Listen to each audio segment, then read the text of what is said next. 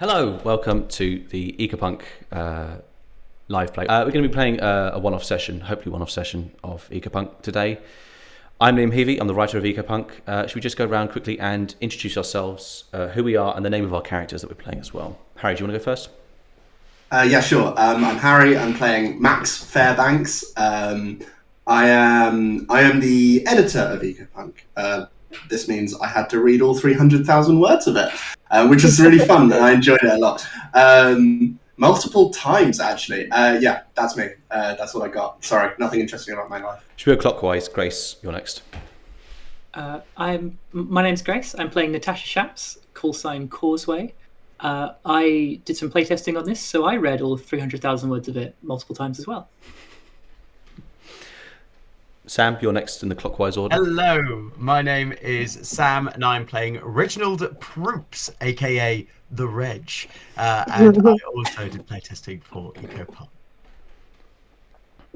And lastly, the amazing Shannon.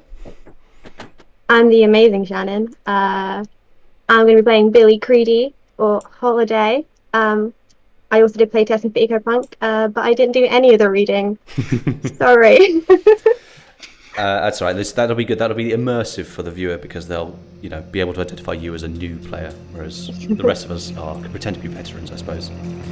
Anyway, without further ado, shall we begin?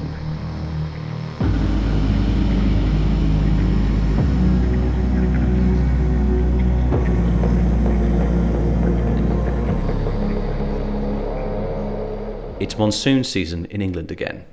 Rain comes into London thick and heavy, and the storm drains gurgle heartily as the brackish waters flow through them into the geofront. A few automaton lorries crawl along the main roads.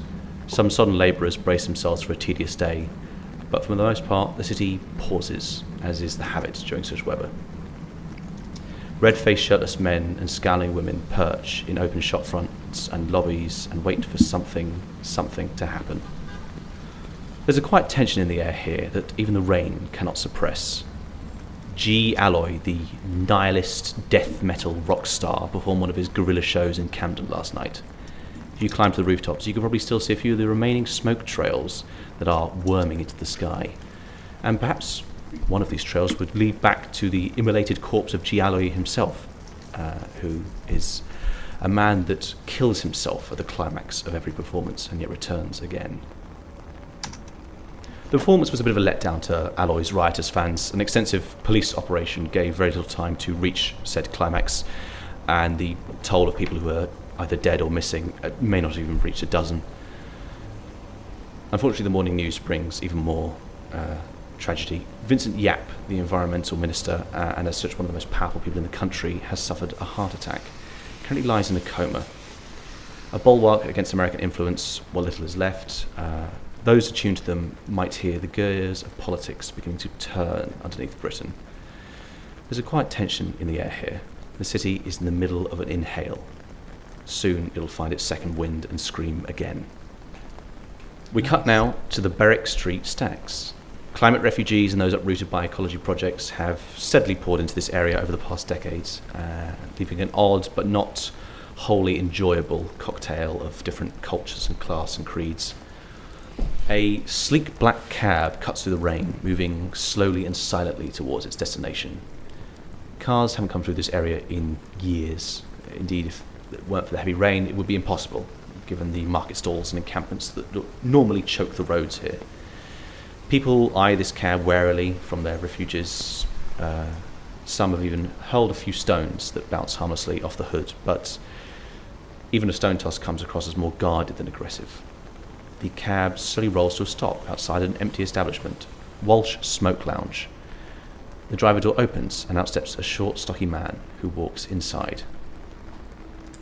Now the camera goes to further in beyond this short, stocky man, to a back room. Harry, would you like to introduce your character and tell us what he's doing right now? Enter Max Fairbanks. He's a sort of decrepit-looking round boy who's clearly fallen on hard times. He's got hair not unlike my own, but sort of longer, floppier, dirtier, hasn't washed it in a few weeks. He's wearing a sort of decaying tweed jacket, and a sort of ridiculous scarf stroke necktie around his mouth by way of a mask. I should have asked what a smoke lounge is. So you're here at the... you're bunking with Siggy Walsh. He has recently gained this moniker because he set up this titular smoke lounge. A few of these places are popping up across the city since they stopped being able to make the paper for cigarettes. So this is the kind of next best thing for a lot of people. Although you suspect that Siggy's has a bit more of a blatant criminal element than the rest of these places. A few kind of sordid sorts like to fraternise in here. A few fenced objects traded, a few secrets shared, that kind of stuff. Are you doing anything in particular? Well, I've sort of meandered my way to the most unpleasant dark corner of it. I'm sitting there with my bottle of obviously watered down vodka, and pouring it into the cap and taking single minuscule sips of it. It's a long day, I think, for That's Max. Cool. Okay. You're there for a while. You're counting your capfuls of dilute vodka.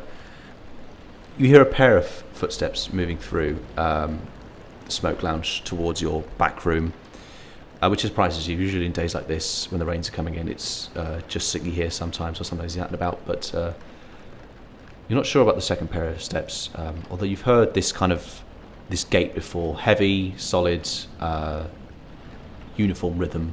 There's a certain kind of military march to it.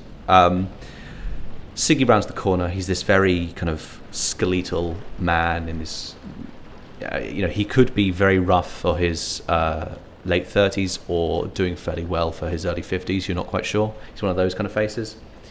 His kind of bony hand reaches around the corner, and then he kind of pokes through, moves one of those, when it's the beads on the string, he parts that to look through to your dark corner and see you there, and goes,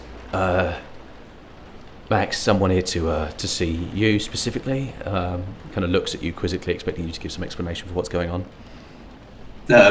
Who is it? Who is it? Me? It's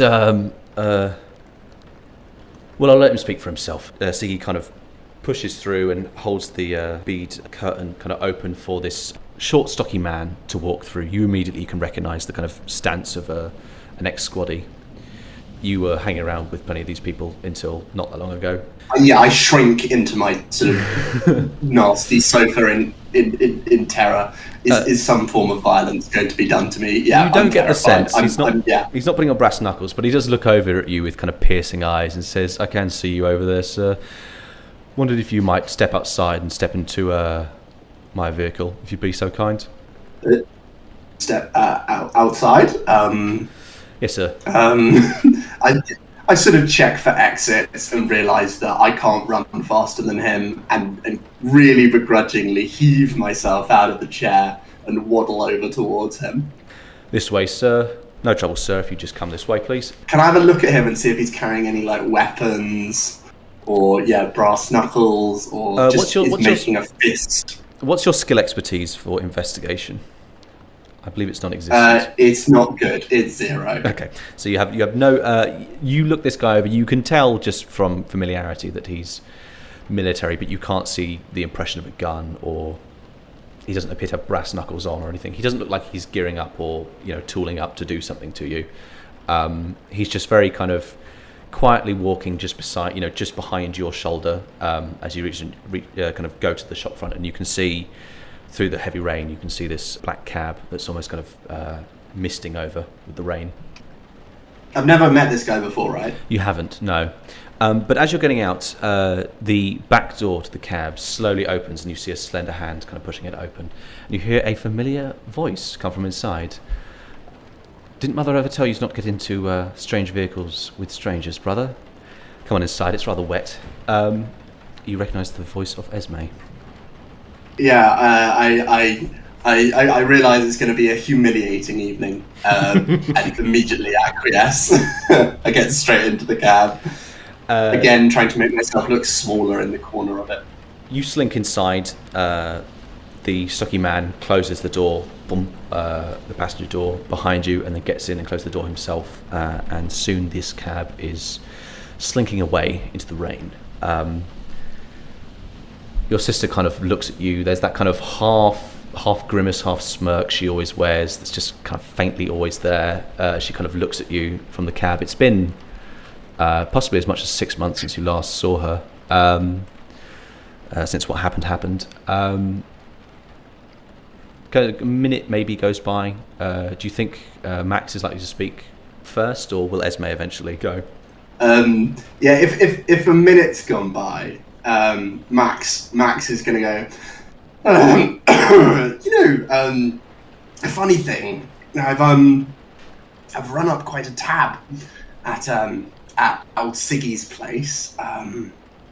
You wouldn't mind helping me out with that? Lending me just a little cash for your dear old Maxie. I bet you have. I've always been there for you. I'm always happy to act in the spirit of charity. And she reaches inside her breast pocket and pulls out a small flat case and clasps it open. And you see there's a few cigarettes inside. She pulls one out and offers one to you.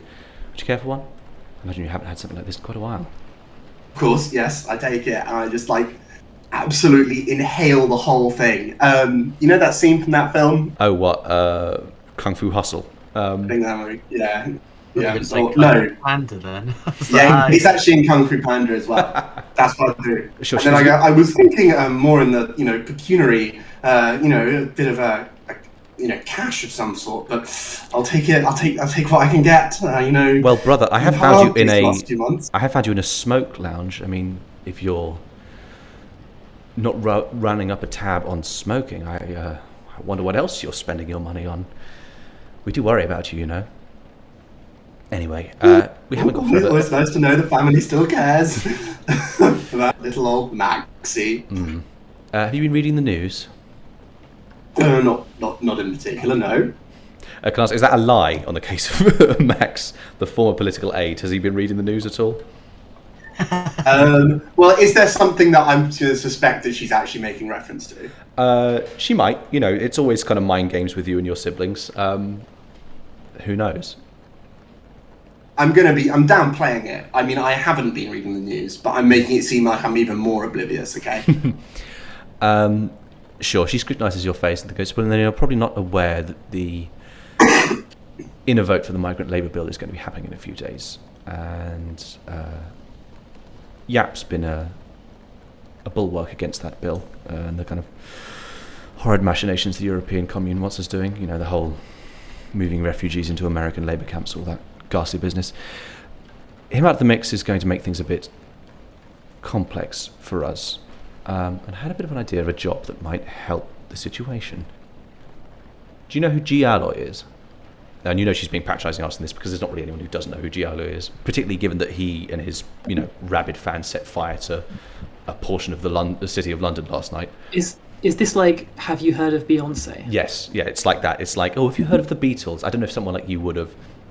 I'm gonna in a sort of desperate, ill-fated attempt to seem suave, I'm gonna lean back and take a bit more of a drag on the cigarette that has got down to the filter at this point, and probably burn my fingers and be like, yes, of course I've, the name's passed me by. What of him? Well, then you may not know that he recently released his album, Lomtics of Toast, which my understanding has really ignited the fandom, shall we put it? Was it Long Ticks and Toast? Lomtics of Toast. It's a Clockwork Orange reference. Let's do things in order. Minister Yap, I'm reliably told, is going to die in a few days unless he gets a new heart. And it's going to take us at least a week to wet print a new one with our current technology. His phobia of modern medicine has rather caught us by surprise here. Usually we can anticipate these things. Here, not so. G. Alloy is someone who has access to better wet printing technology than we have, considerably better. There's reports of him, a new iteration of him, I should say, walking the streets literal minutes after his suicide. We think this is to preserve continuity, so there's no gaps in his history. I'd very much like you to steal this technology for me, brother. You're talking about one of the the most influential pop culture figures alive in the country today, correct? And you want me to waltz in and steal his stuff? I mean, you know me well. I'm not a light-fingered person, unless it comes to, money. I'm not particularly skilled in any of those things. If you wanted me to have a chat with him, perhaps, and, a couple of drinks, I might be able to manage that. But I think what you're asking is a little bit beyond me here, unless of course you're able to provide me with quite substantial compensation for it. Quite substantial. Brother, I never knew you to be such a coward. We'll of course be providing you with some specialists who, some I've personally verified their skills in this area. Listen, you know full well that I am the absolute archetypal coward. It is pretty much characterized me since you've known me. I am utterly happy to be a coward. I'd much rather, I let other people do the difficult theft of highly expensive medical equipment from the shotgun-toting, suicidal rock star. I consider your belief that I'm not a coward to be frankly quite an insult. Well, brother, it sounds like you more or less know what you've got to do then. Absolutely, it's understandable for a person in a position of leadership to avoid the danger themselves. Of course, G. Alloy is himself a clockwork man. You wind him up, you put him on stage, he tops himself. That's the long and short of it. I wouldn't say he is who you need to concern yourself with. And she kind of reaches into her briefcase and hands you across a kind of very thin dossier, a slip of paper. You kind of put it on your lap and open it up. First thing you see is a little kind of Polaroid picture of a severe-looking man, and his skin is completely matte crimson. A military cyborg, you immediately realise, and you begin to feel kind of the pinpricks in your arms and legs as fear nestles in the gut. This is Eric Haynes. He's a captain of the Free West Army, this little organised crime family that formed out of a few of the Rivers Men death squads after the whole ugly business in America. Used to be part of a unit called Foxcatcher, which is rather charming. We believe he's here on commission with a few other soldiers of the FWA to facilitate G. Alloy's performances. He'll be the man in charge. That doesn't mean you go after him, but that means he can lead you to what you want. And you flip a few pages and you see a kind of odd picture. It appears to be just almost like an infrared image of just a kind of ordinary drone lorry, basically a shipping container on an automated pair of four wheels. But you can see there's kind of a front end of another lorry and a back end of another lorry between the two, and both of them appear to have kind of almost spider webs inside, and you realise what you're looking at is a net ping photo. It's essentially a kind of a photograph of internet connections happening in this image. If you see here, this lorry rolled in with Eric Haynes a few days ago. We've since lost track of it, but as you notice here, it appears to be a Faraday cage inside. We suspect this is where they store the equipment to do G. Alloy's impromptu resurrection. You can see the license plate here, but we suspect it's fake. But if you can find this can, you can find what you're looking for. We've got a facial ping with Eric Haynes half a week ago. We got another ping last night with him in Camden with a few of his men. You see two more pictures of these men with just kind of flat crimson skin, completely hairless, very intense look at their faces. They're going to look kind of horrifying. Are they cyborgs? They are military cyborgs, which makes them dangerous.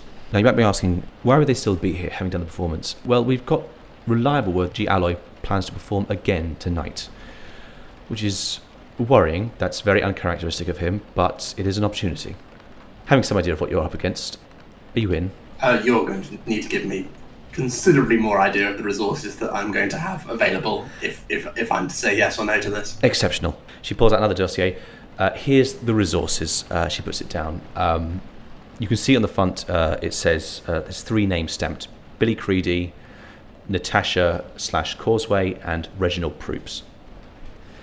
You open it up and you can see kind of an outline of three people inside. One of them is a military cyborg. The other appears to be some kind of not quite Wonder Kid hacker. The other one appears to be some form of burglar. I've arranged for these three people to be at your disposal for this instance. There's a few different reasons why they're participating, but all of them I have arranged payment for in a way that is sufficiently untraceable. We should appease all of them. After all, I think you know more intensely than anyone else, brother, who doesn't like money. Of course, there's something more I can offer you. No. Oh? Very, very fair point. So my question becomes, these three look extremely well equipped to do the job. I can see how all of them have skills that would be highly applicable to this escapade. Apart from me, which begs the question, why have you asked me to do this rather than just hiring them all directly? Isn't it obvious, brother? I need someone in the field I can trust. Because with these three people... I think you need someone who would easily take the fall and who's also already on a hefty shit list. I wouldn't do that to my own in case everything flesh and goes blood. horribly tits up. Look, I won't deny that you're... being exiled from paradise does give a certain flexibility to how you could apply yourself in the field, shall we say. But I'm not aiming to put you in front of anything. As you said, you can have other people do the dirty work for you and make the risks for you if you wish. You are free to recline in your smoke lounge and dictate orders from there if you want. But I think you sell yourself short, brother. You have skills that a lot of people don't have, and you have the brains to wield them. And you're someone who I know where he stands. So I'd like to think I can trust you on this matter. Partly because I have the ability to offer something that not many people do, which is a chance back in. I could, of course, put a good word in with Mummy if you were to help me out on this front. Wouldn't you like to come in from the cold, Max?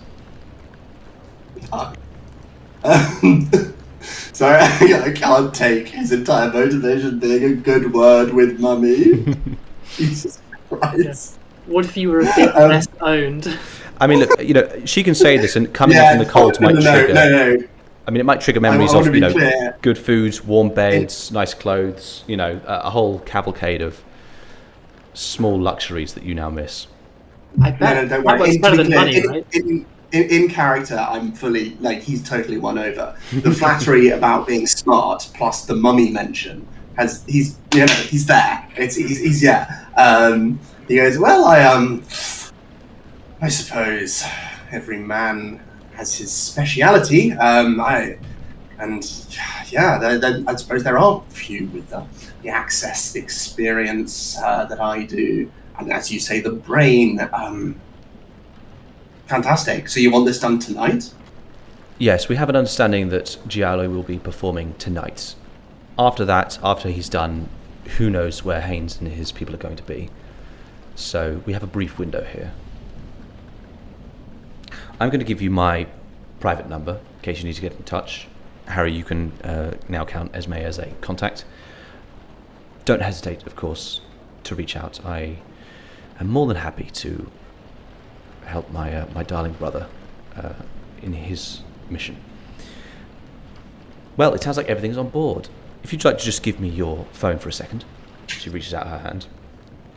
I sort of cautiously hand the phone over, and then just before she's able to take it, I just sort of pull it back a little bit and I go, I do hope you're not expecting to pay me the same rate that you're going to be paying these low-rent hooligans that I'm going to be working with. Payment will be handled on an individual basis, brother. I'm taking that as confirmation. So I go, absolutely, totally understand. And I hand my phone over. She takes your phone, she pulls out a cord and plugs it in, and you see the screen kind of flicker and glitch for a moment. Grace, you've been listening into this entire conversation because Esme cut you in. You've just been plugged into Max's network. I assume you want to apply your own skills in... you can read his emails if you want, but also you can apply your net defenses and improve his, what you're quickly learning is rather lackluster security. Naturally, yeah. I give him something a bit more bespoke. Absolutely, yeah. Esme unplugs it and hands the phone back to you. Brilliant, you're now in connection with Causeway. Now, I do have other places to be, so I trust you can find your own way to the other two people in this list, tapping the dossier with the assistance she's arranged for you. Their locations should be inside, and Causeway is able to contact you and you vice versa. The cab slowly crawls to a stop somewhere on just the edge of Soho. Any parting words, Harry? A good word with Mummy, you said. A good word. You're not going to be slandering me again, are you, Esme? Brother, I would never, of course. I get out of the cab. Okay, I think as you go Into to the pouring open it, rain. she grabs your wrist quickly, and she does say, "Do be careful, brother. Just the wet printer. Doesn't need to be any more complex than that. These are dangerous people, so I hope you play it safe. Take care." And she kind of whips her hand back from yours and lets you step out into the rain. You quickly duck under shelter. Grace, do you want to perhaps reach out to your new temporary boss? Yeah, I do. But first, I want to get a little bit of setting detail. Sure. So my character was at like hacker cadet school, which I've lovingly determined as Reddit Sandhurst. I know that Reddit doesn't exist at the moment; like it was sort of done away with. But I think it's something that she calls it in a sort of loving way. But if I was that age, if I was about to join the military, but the war ended too fast, how old does that make me at the moment? Let's see. Well, World War III ended 5 years ago.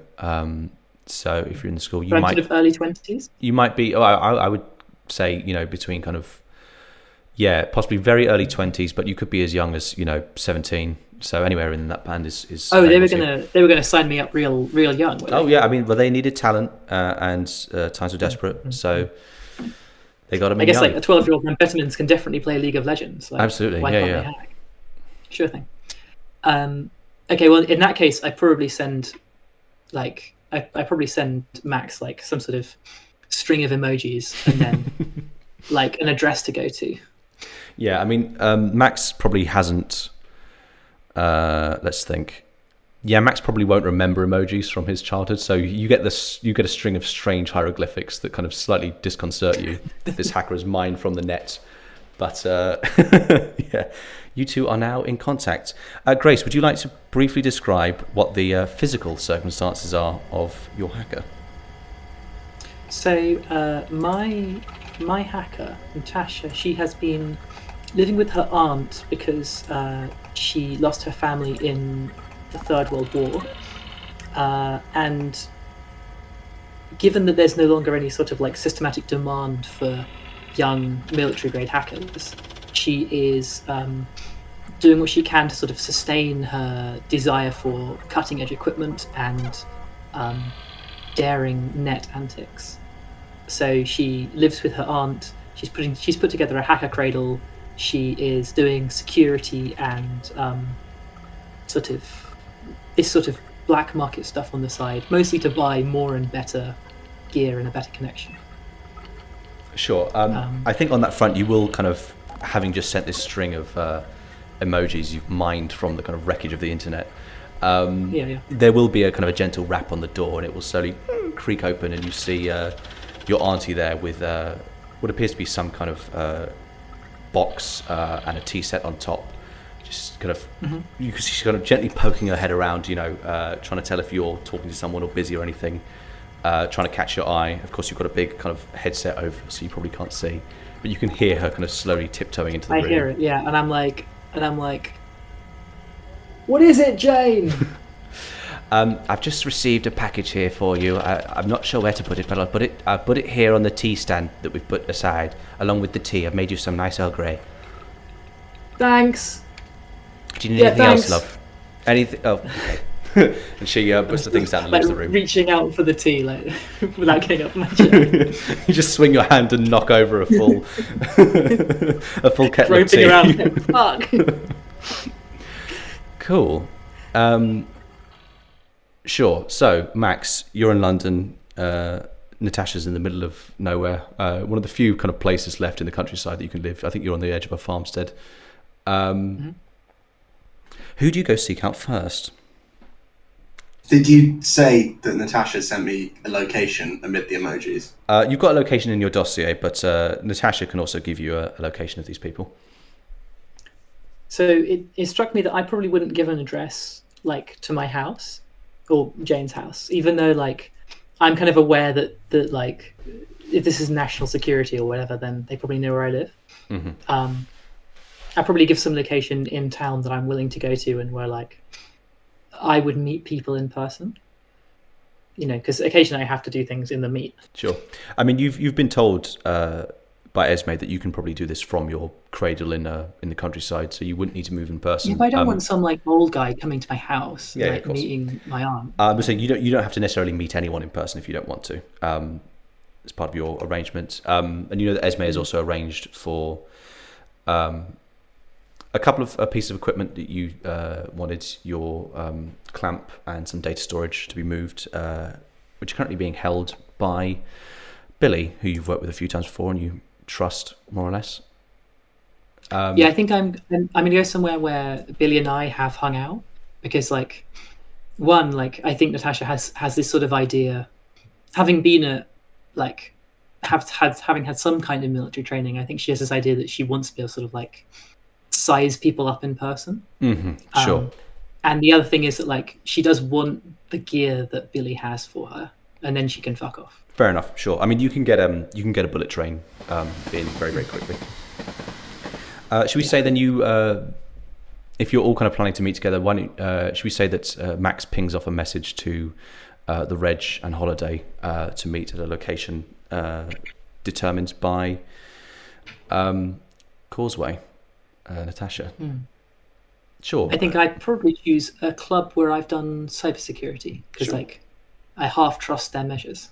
Let's improvise a club. Sure. Let's say you arrange to meet at Easy Charlie, which is a nightclub that both Billie and Natasha have provided security for in their own ways. Of course, at these hours, it's still the morning, so there's no one particularly here, but you're familiar with the people who run this place, and they're nice enough to let you in. So you find yourself, not too much time later, all sitting around a kind of small table. A few very small drinks are there for you. It might be a bit of an awkward meeting. Who amongst you speaks first? All right, that's me, I guess. Yeah, I think Natasha in person is quite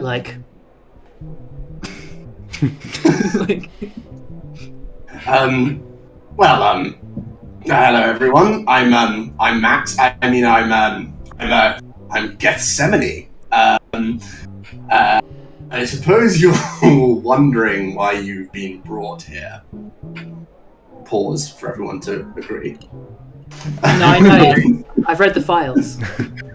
Yeah, I sort of assumed that was going to be an objection. Yeah, the bartender who's come up and putting down the drinks just kind of pauses and looks at him and looks to you, the rest of you am I supposed to be here as well? Sure. Listen, you've all been selected because you are incredible at what you do. You're, not the best of the best, but you're bloody good, all right? You're bloody good. Now, we've got this little job to do. Shouldn't be too tricky, but what I want to know first is that you're all, totally solid, and none of you are going to sort of turn your back on me, drop me in the shit, or anything else throughout the rest of this evening. Tense abandonment issues. Well, I'll take that as a yes. I'll take that as a firm yes from all of you. Thanks everyone. Jesus Christ. I stand up, I put my hand out towards you and I go, "Of my word." You shake my hand. Wonderful. Gentleman's word. I shake your hand. I don't stand up though, and because I'm short and fat, I'm sort of reaching up at this sort of ridiculous angle to try and catch you, and sort of like this. But yeah, I sort of nervously look around towards the Shannon. You're Billie. What's your thingy name? Yeah, Billie, but my cool name is Holiday. Liam?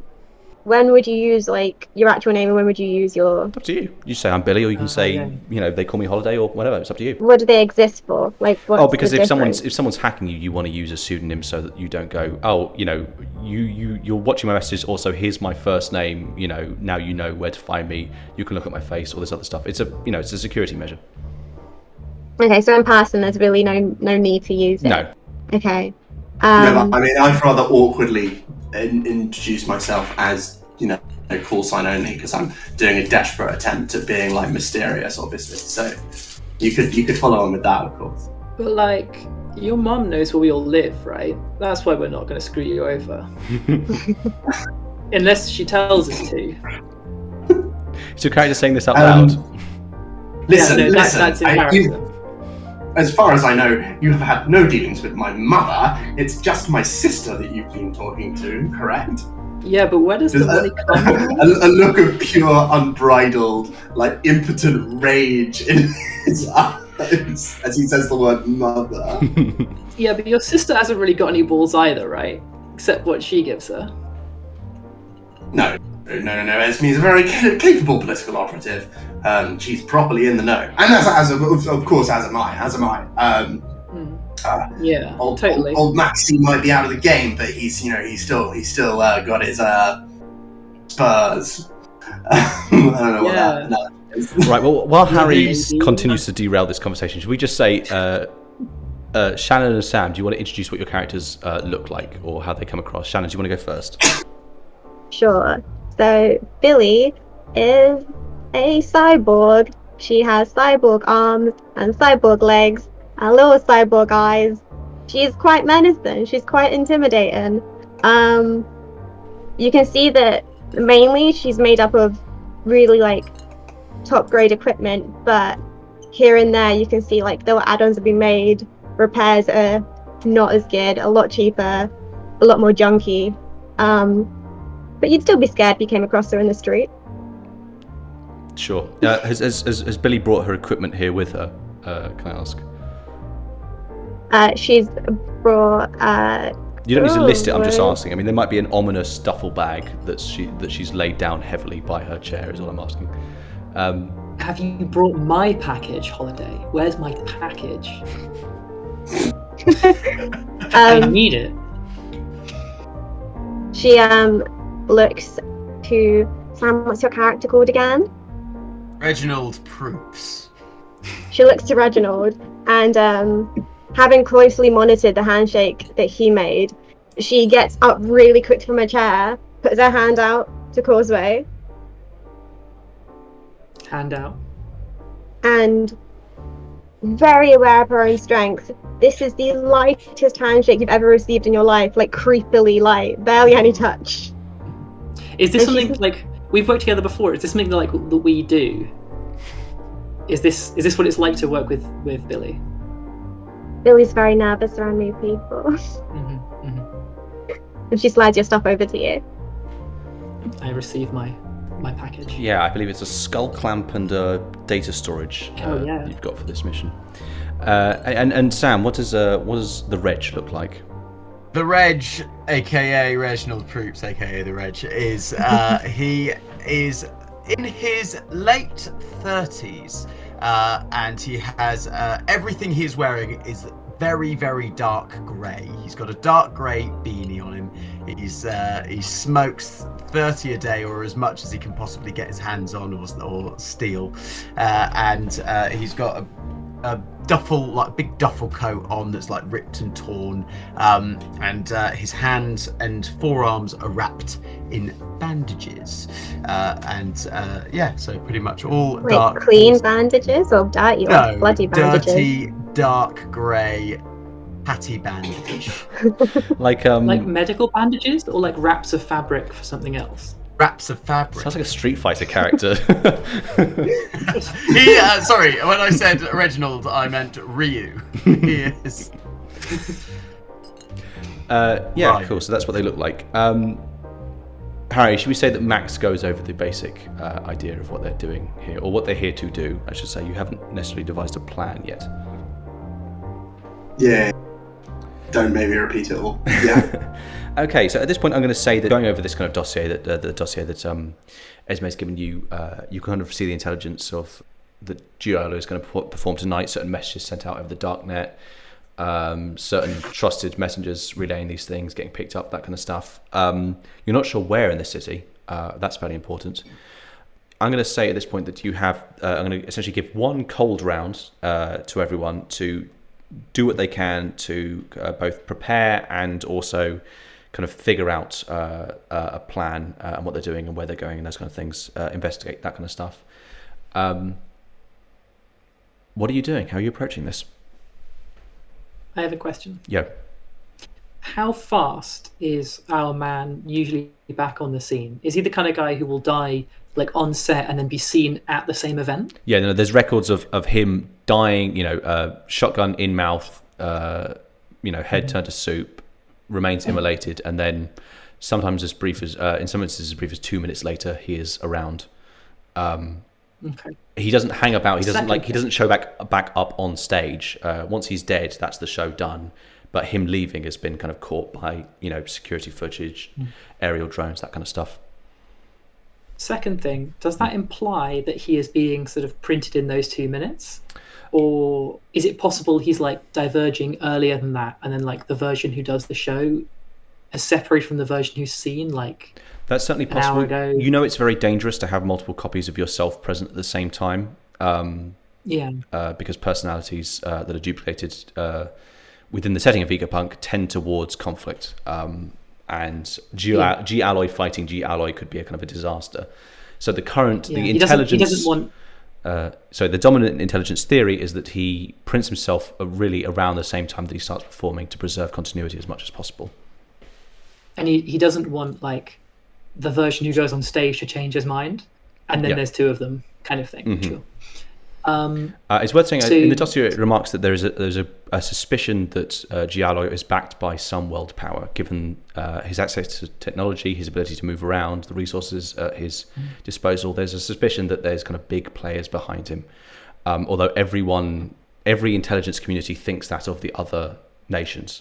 So and that ties in with the fact that like they haven't just threatened him or bought him off, because that strikes me as the first route would be like offer him money, offer him force, and then like fuck him over, right? Does the dossier speculate on roughly like how close the machinery would need to be to the event for him to do this kind of like scene within minutes type thing? Yeah, I mean the suspicion is it's done at the event. You need a kind of a copy to replicate essentially. So if the duplication machine was far away, that would make things a lot more complicated. Basically, they think it's not really logistically possible to do the kind of the printing and preserve a continuity of personality if it's not on the scene. I mean, this is all theoretical, I should say. So, things may be wrong in the intelligence community's ideas of what G-Alloy is and how he operates. But absolutely, yeah. The other things are, we know that there's a vehicle that they think has it in. Yeah, they detected a Faraday cage. The name of that guy.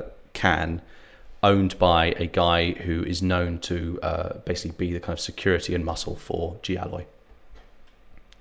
And that recently moved into London, but they don't know where it is yet. And do we have ways of finding him, the security guy?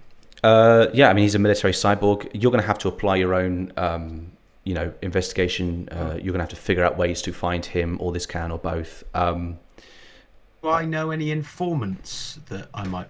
Well, Sam, you have eyes and ears as an ability, so certainly you could reach out to them, and they may potentially provide some information. I would like to do that. Does that involve... You tell me if it involves a roll. I can't remember. On a roll, when you use this trait, the GM secretly rolls a 1d6. On a roll of 1, the informant is false. Otherwise, the informant, what the GM gives you, is true. Sure. Okay. And it's related to your stealth skill, isn't it? So it'll be some rogue, some thief, or someone like that, or some grungy character. Yes. Cool. Yeah. I'm going to make this roll. Sam, do you want to tell you what? You improvise to me who the eyes and ears is for you. Who are you reaching out to in this moment to try to get some information? I would like to reach out to my cousin. Tell me about your cousin. He's called the Dedge. So Ooh. I'm on the right. He's called the Dedge. Is his full name Reginald? Is he Reginald? He is he's he's Reginald, but the Dej for sure. And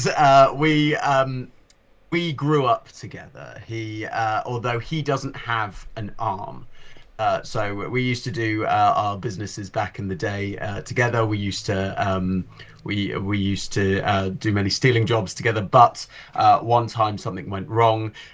We got caught.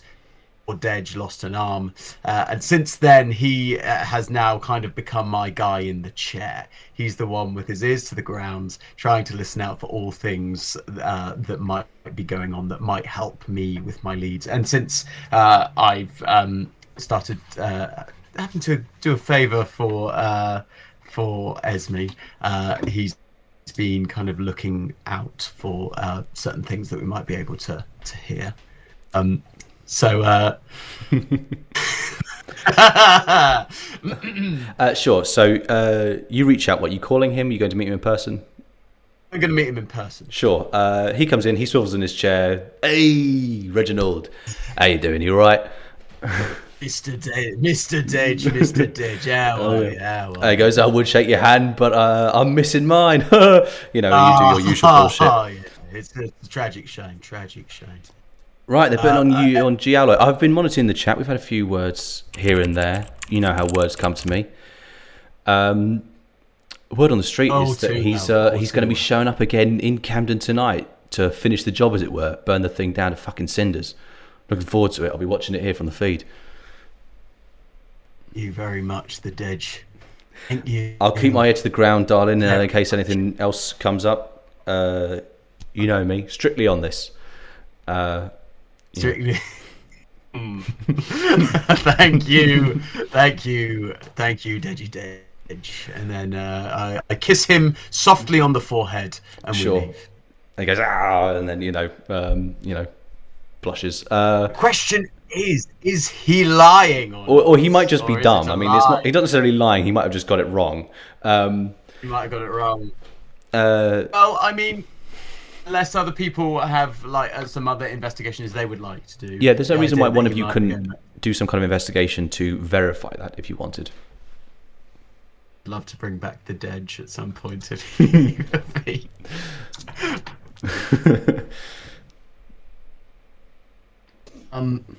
Are there any things that you could potentially hack, little hacker friend of mine?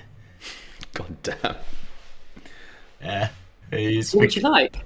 Turned into a monster. I just want now. I trust my dear cousin the Dej with all of my heart. But ever since he's lost that arm, he's gone a little bit rusty. You know, I'm starting to think part of his brain was in his hand.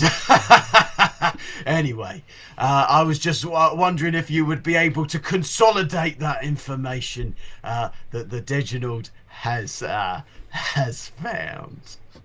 Yeah, sure. So, I was wondering, as a beginning point, if we have access to what the police know about this. There's some police intelligence in there, but if you want to get more than what's in Max's dossiers, you might have to hack into the police's network, yeah. And you can't get your sister to help us out there? He could. Harry? Sorry. I was still having trouble getting over the Dej. So my question was.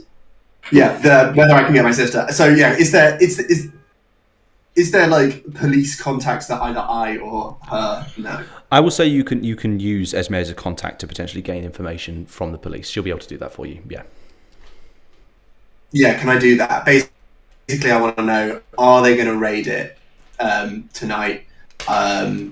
Like the rough scale of it. Is it them going in with like an APC, or is it like some policemen showing up with guns? And like roughly what time, if so. Sure. I would just say that you reach out to Esme, and she very quickly gets back and says, messages. Police don't know where it's happening tonight. Not even sure if it is. You get a follow-up message that says, police chief really overextended on this one. Might be in trouble. We'll get back to you on this. And then quickly, capital letters, do you know where this is going to happen?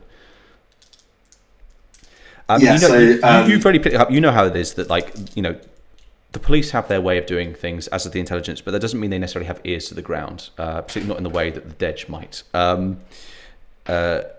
The Dej is less trustworthy, but is more likely to come across the correct information, as it were. So it's very possible that Reginald's cousin has encountered information that police hasn't got to yet.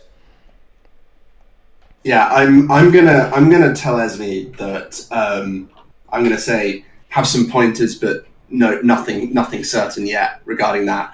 But I'm going to the police chief. Do I know like any contact details for them? No, you wouldn't know how to get a hold of the police chief directly. You can try to talk to them through Esme, but that's going to be fairly difficult. That will be a kind of expending dice and making rolls. Because my thought... If we were to find out about the show, do you think it's something? Do you think we would benefit from the police raiding it to kind of cause chaos we can exploit? That was what I was thinking. I was thinking tip them off, and then hopefully you'll use chaos to sneak in. I was thinking of, do you think I could do some sort of dark web shit? Like there must be a way in which these anarchists coordinate and plan their events. I mean, as a denizen of the net, it's not hard for you to find anarchists who are into Gialloy. That's for certain. Yeah, but like, I mean, so is it like a diceless thing? I can just be like, no, it'd be you making a software. I would say it's an intellect software throw to search the net, reach out to contacts, that kind of thing. Remember, the skills extend to socialization around those skills, so you can use software to reach out to software-based communities and intelligence, that kind of stuff. It's like it's as much like immersion in that field of life. Yeah. So I could look for details of like this sort of anarchist wild man, his show, because my software skill relates to, going on the dark web and all that shit, right? Yes. Yeah. Sweet. So you say intellect for that? I'd say that's an. I mean, you can. I'd allow also clarity if you're trying to if you're specifically using like charm to get people to kind of open up about things, but otherwise I'd say intellect. And just get a quick vibe check. This isn't something with a massive DC where I'm like want to burst my whole. I think this is going to be like the higher you score, the more precise the information is, but it's not that hard to find. So the DC it begins at a very low DC. Yeah, I get you. I think I might spend 4 dice. Cool. And then my intellect gives me +1. Sure. I think it does. Yeah. Sure. So I'm going to roll 5 dice, and we'll see where we go. And I'm going to be rolling it in person, I think. Just grab my dice. The game. Hell yeah. Well, didn't Liam just do a secret roll? I did. Yeah. First throw of the game. 5. Okay, and I'm looking for the total. Yep. Is that right? Yeah. The total is 15. 15. Okay. How are you reaching out to people? Just chatting? Is it type messages? Are you video calls, messages, forums? What are you looking at? Give me some direction. So I thought I might sort of I might express interest in cool stuff in my neighborhood. And then, sort of, as someone who is part of the community but not part of this specific artist community, sort of being like, how can I fit in? Where can you direct me? I'd love to join in, kind of thing. Sure. Okay. I mean, they're fairly. The hackers in London are kind of irritating, pedantic nerds by and large.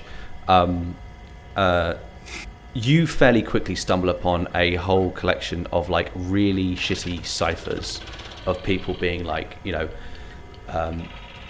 true believers, new drop from Gialloy. We know where he is tonight. Do you? And then it breaks into a bunch of bad numbers and symbols and stuff. You encounter a few of these and can fairly, with your abilities, you fairly easily just on pencil and paper can figure out that they are spelling out by and large Camden or kind of more specific parts of the area. But yeah, you more or less get a confirmation that either all of these people have been duped, or Camden seems to be the place to be for kind of a narco dweebs. Interesting. Okay, cool. But this isn't the sort of thing where like there'd be tickets and prices. This is like this is show up, punch a police officer, and set fire to something, possibly another person. Sure. Yeah, I mean, GLA concerts are usually like just a large mob forms, and then he'll get on top of some thing to raise him above the crowd and shout into a microphone while people play instruments. And there may be bullets flying and fists flying and that kind of stuff around him. It's all very guerrilla, impromptu kind of stuff. It's not a specific setup. This sounds great. I mean, it's I think Natasha's looking forward to it. Horrible bacchanal celebration. I mean, people die at these things and so on. But you might like it. Like guaranteed, right? Guaranteed. That's part of the thrill. Yeah. The selling point. So this wet printer, would it need like an engineer to operate it, or like a mechanic? It could well need a technician. Yeah. Using my handy dandy skills in engineering, could I put the feelers out in the engineering world and see if anyone's got a job that night? Sure. Operating a wet printer in Camden. I'd allow that. Yeah. About like supplies and equipment needed for it. Yeah, you do need biomatter for wet printing. So absolutely, you can make that role. I think that'd be a clarity engineer, because that's you kind of using contacts, but I'd allow speed engineer as well, because you're trying to quickly do things. I have 0 in both, Okay. So I'll just use. So we've got 10 dice for the whole of the cold round. Yeah, this is the cold round, so you've got 10 dice overall to expend here before it's. So really, there's no harm in using all 10 dice. Well, that means that's what you're dedicating your entire time to. So if there's other stuff you want to do in this period, you won't be able to. Yeah. I can't imagine there'd be anything else, but I'll play it safe and use 5 dice. So I've got 3 points in engineering. Yes, so if I use 5 dice, that gives me 4. Yep. So I still roll 5 dice. Then what do I add up? You roll 4 dice. You roll 4 dice. I roll 4 dice. And just add them all up. Yeah. Sorry, I'm trying not to DM over you, Liam. No, it's quite all right. I got a 9. A 9. Okay. Good. I'm going to say you reach out in regards to engineering gigs, but kind of just quickly going around hustling for stuff. All that really comes up is people looking for possibly some hands on for fixing up some of the damage that was done to Camden last night. But by and large, nothing particularly stands out to you on a 9. Could I go back to the Dedge and ask about biomatter that's needed, if there's anything on the grapevine there? I think you can only go once with eyes and ears. Fine. Yeah, that's like reaching out to contacts to give you information in the field. Like you specifically have asked him to update you on GeoAlloy's concert, but there's no reason why you couldn't use your own stealth skill to ask if like a large amount of biomass has been stolen or something recently. That's certainly possible. I have a question. The vehicle, is it a particularly large vehicle? Yeah, it's a shipping container on top of a automated pallet with 2 wheels. Basically. And how many places is it possible to drive a shipping container on wheels in Camden? There's a few main roads that cut through Camden, and a few places you can get a car down into, or a vehicle down into. But there's not a huge amount. Can I do some sort of thing like on the sort of municipal websites or like municipal data centers? Figure out like what areas I could actually it'd be viable to try to get a vehicle like that too. Absolutely, and thereby yeah. narrow down areas. That's research. I'd say that's the kind of research that Harry's character will probably be good at, given that's either industry or politics is probably where that covers what covers that. But you could do it if you want. I'd be happy to let Harry do it because I've used 5 dice. No, I've used 4 dice.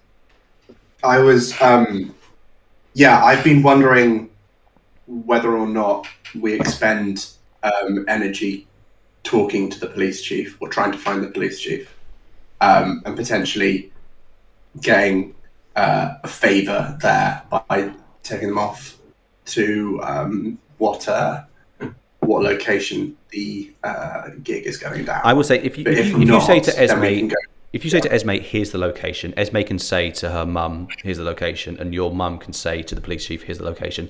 That's going to go through very quick and get found out. You can send that message off for free when you like.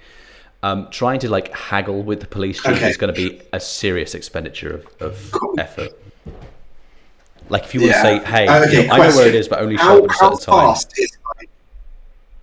Sorry. How fast is the police response time like in Camden? Well, it was insanely fast last night because basically they tried to cover as many spots of the city as they could with police size so they could clamp down on GI as fast as possible.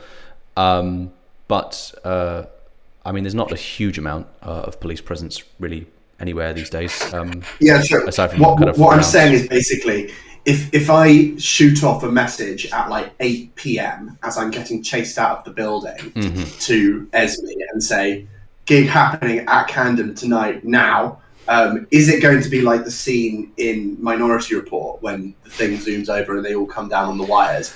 Or is it going to be like the scene in London today when it's 3 hours wait? It's going to be, I would say, at least 15 minutes for the kind of riot squad to properly get in there, kitted up, and in their phalanxes. All right. And depending on surrounding circumstances, that could go up to possibly an hour or more if if the roads are blocked or something. All right. Well, that's not too bad. Okay, we can deal with that. We can live with that, I think. Okay. I am going to attempt to reach out to my friends in the municipal road planning department and find out the appropriate routes through Camden that someone could drive a large, an HGV, basically. Mm-hmm. I think that would be an intellect politics throw, don't you? I think it would. What's my intellect? 1. Okay. And politics is 6. Yeah, right. Let's use 5 dice. 16 with 2 1s. Okay. Good God. Yeah. 16. Atrocious, okay. But I'm going to say, I mean, it's not that hard to deduce. You think there's basically 5 spaces across the entirety of Camden that it's practical to move these things to. And you think actually looking at kind of where the destruction was centered last night, you probably could guess the one that this van was at last night. Heck, it may be at that one again, although you'd be surprised if they wouldn't move location a bit. But yeah, you think you could fairly easily guess the location last night, and there'd be most likely 4 other places it could move to in Camden. Is there any way we could like block it in or something in that one that we think it is? Is there any convenient tree that we could push in the road, or there's not really? No, I mean, tragically, the nature of this setting is there aren't really any convenient trees. No, this is rubbish. I've read enough of the setting guide to know that the cities have lots and lots of trees in them. Yeah, sure. Okay, you could choose if you want. I mean, I guess you could try to blow the topiary off the side of a building to land on a highway. Sure.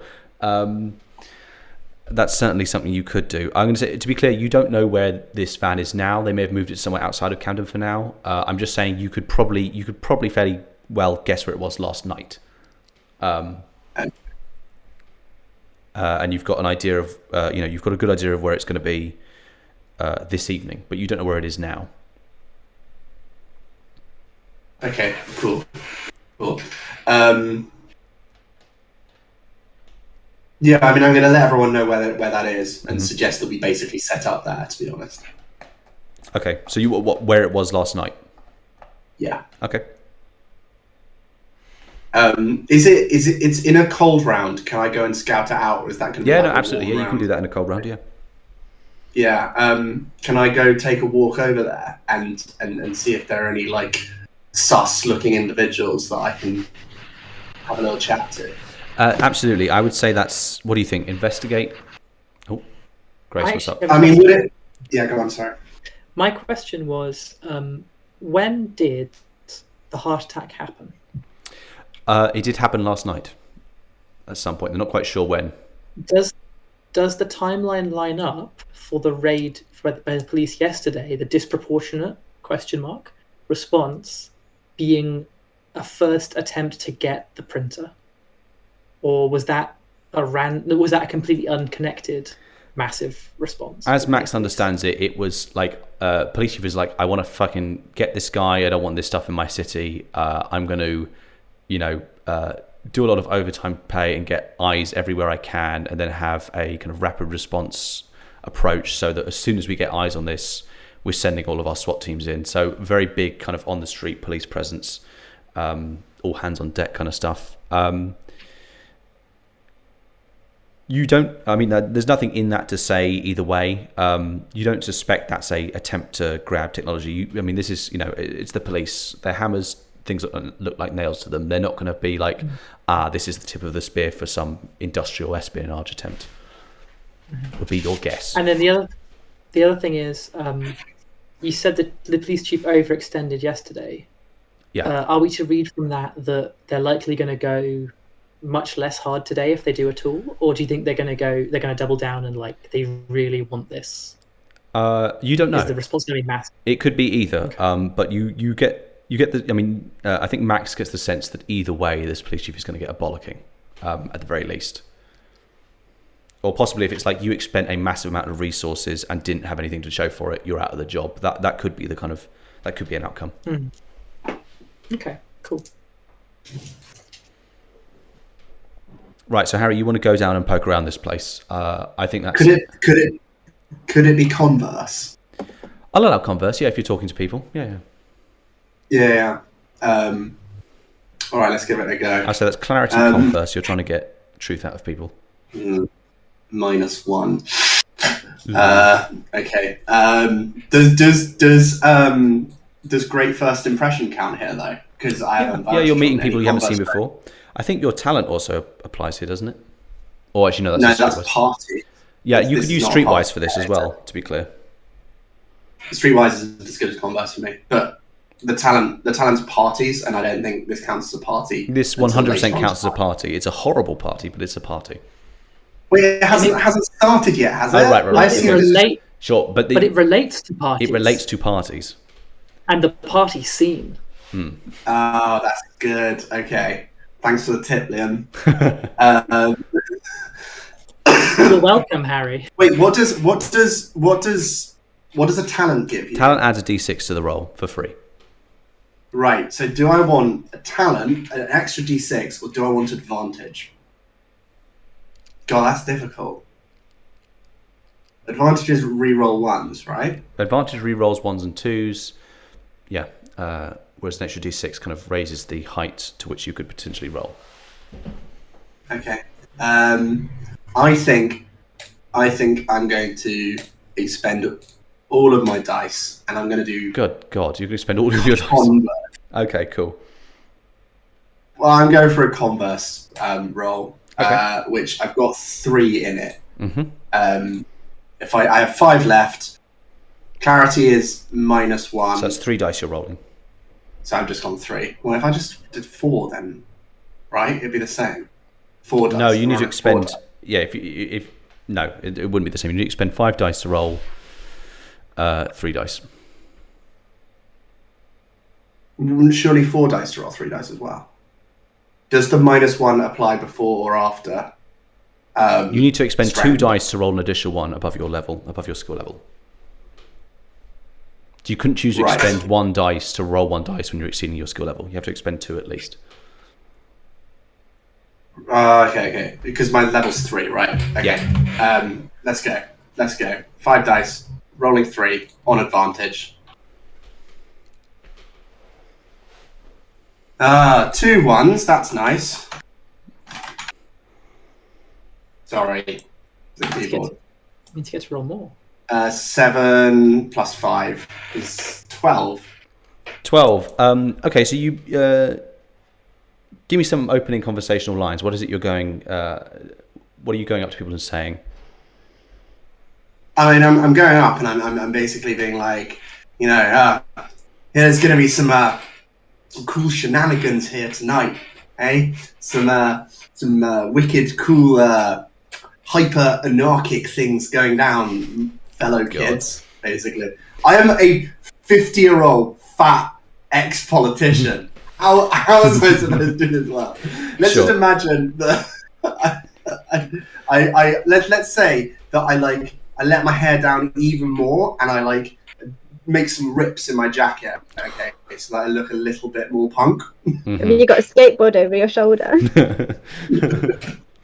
Yes, I already did that reference. All right. Anyway, Okay. Okay. You go into this area. You kind of see the wreckage, the aftermath of it. In the rain, you can kind of get these smouldering areas that are kind of sputtering. There's a few places that have been gutted by fire. A few people have kind of clearly got out of the area quickly. There is in a few kind of corners shielded from the rain, blood and kind of implications of violence.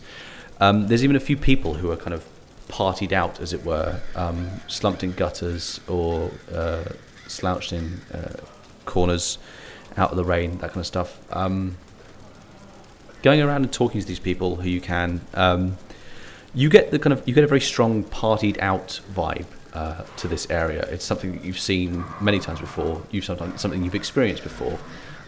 There's a certain kind of spiritual depletion here, and you think it would be this would be the least fertile ground in Camden to kick off in again. You, by the end of this, have a kind of, with your party instincts, have a strong sense that this isn't going to be the place of tonight's performance. Oh, god damn it. Is that Camden as a whole, or No, that's scene in specific. Camden He's gone to the place time? where he thinks they started last time, where he thinks the vehicle was last time, and you think that this is the last. They've kind of destroyed the stuff that's very obvious and easy to destroy here, so it's not like showing up wouldn't really. There's not much to work with here for these people. Does that actually help us? Because it crosses off like one of the places. So we narrowed it down by places you could get a large truck, and now we've then like crossed off several places where a truck could go, which gives us even fewer places where they could now play. Yeah, you think there's 4 potential places where a truck could play, and there's potential ways you could narrow that down even further if you wanted. But yeah, for this place, you get the sense that there's not enough stuff here to burn or destroy or people to hurt, basically. Would the Sorry, Shannon. Yeah. Would the machine need like a lot of power to run? You suspect it would have an internal generator. It would run off the engine of the automaton it runs on. But potentially they might need to hook it up to something, yeah. Could that be a lead you could follow, Grace? Sure. I wonder. I was thinking about trying to. Does the police have anything like aerial surveillance? Oh yeah, absolutely. Yeah, I mean, you probably walking around the city right now can look up and see a few aerial drones with cameras that are just, taking 1,000 pictures a second of people's faces. And is it likely that kind of machinery is able to find the location of the vehicle we're looking for? It'd be hard pressed to capture a license plate on a vehicle, and these things are fairly, innocuous. You'll have gone past a few of these automaton drones moving crates of a similar, size and shape. And the appearance isn't distinctive enough. No, there's no markings on the side or anything. It's just a regular kind of dark grey container. But potentially you could look through. It is worth saying that in Max's dossier, they think that Haynes and his FWA people are here because they got a partial facial ping, which means that an aerial drone spotted a segment of someone's face that they think is Eric Haynes. Kind of en masse facial recognition technology is the idea. Is that the sort of thing? Do I think that if they got another ping on him, we would know, or is that something I could seek out? You think Esme would probably let you know? Yeah. Okay. What about trying to find a different way of tracking the vehicle? Like, the power's an interesting idea, but like, what else do you think that setup might need or have? I will say for you, what's your skill expertise in software? I have 8 in software. So is that the top one then? Yeah, so you've got 8, so you're an expert in software. So I would say that know just automatically that if they want to move this thing around and it's an automated vehicle, they would need to connect it to the city road mapping network to move it around. They can't, unless a guy wants to stand on top with a joystick and try to manually steer it. You suspect what they'll do is they'll basically they'll connect it to the network, have it move to the location, and then a guy will go in and literally pull out parts so that it can't connect to the net, so they're untraceable for that period. But there would have been a time when this thing was connected to the net. I'll say you know that with your own expertise. And if we know where it was at a given time, is that the sort of thing where I could figure out its ID from records? You could potentially, yeah. If you could find the time in which it was in a place, you could look up net connections made in that window and potentially find it, yeah. Would that be a hacking check or a software check? You'd need to hack into the city's road mapping network, and you need to know a time window and a location. But you do have a time window and a location, basically. You have a location, and I'll say you have enough of a time window, yeah. To check, if I spent all my dice on this, I wouldn't need dice to follow up on that if I just did the hack successfully? No, you need to make the hack, and then someone needs to trawl through the data. But other people could help you with the data, so there's no reason why they couldn't give you advantage on the roll. But I'd need dice left over to trawl the data? Yes, you would, yeah. Okay. Unless you want to hand the data to someone else, but yeah. It's worth saying... Has anyone else got a pile of dice available? Because I'd like to spend a lot of dice on this. I've got 5 dice. So many dice. And skills that might help processing it. Because I've got the skills that are best for that. I will say investigate is quite good, which Sam has. Do indeed. Okay, so I could go really hard on this hacking check to make sure it works. So you could do the hack and then potentially hand the data over to Sam to trawl through. Yes, that's what I'm going to do. Dej involved as well if he wants. Dej can't hack at all, but he can tap away at a computer and make it look cool. Yeah.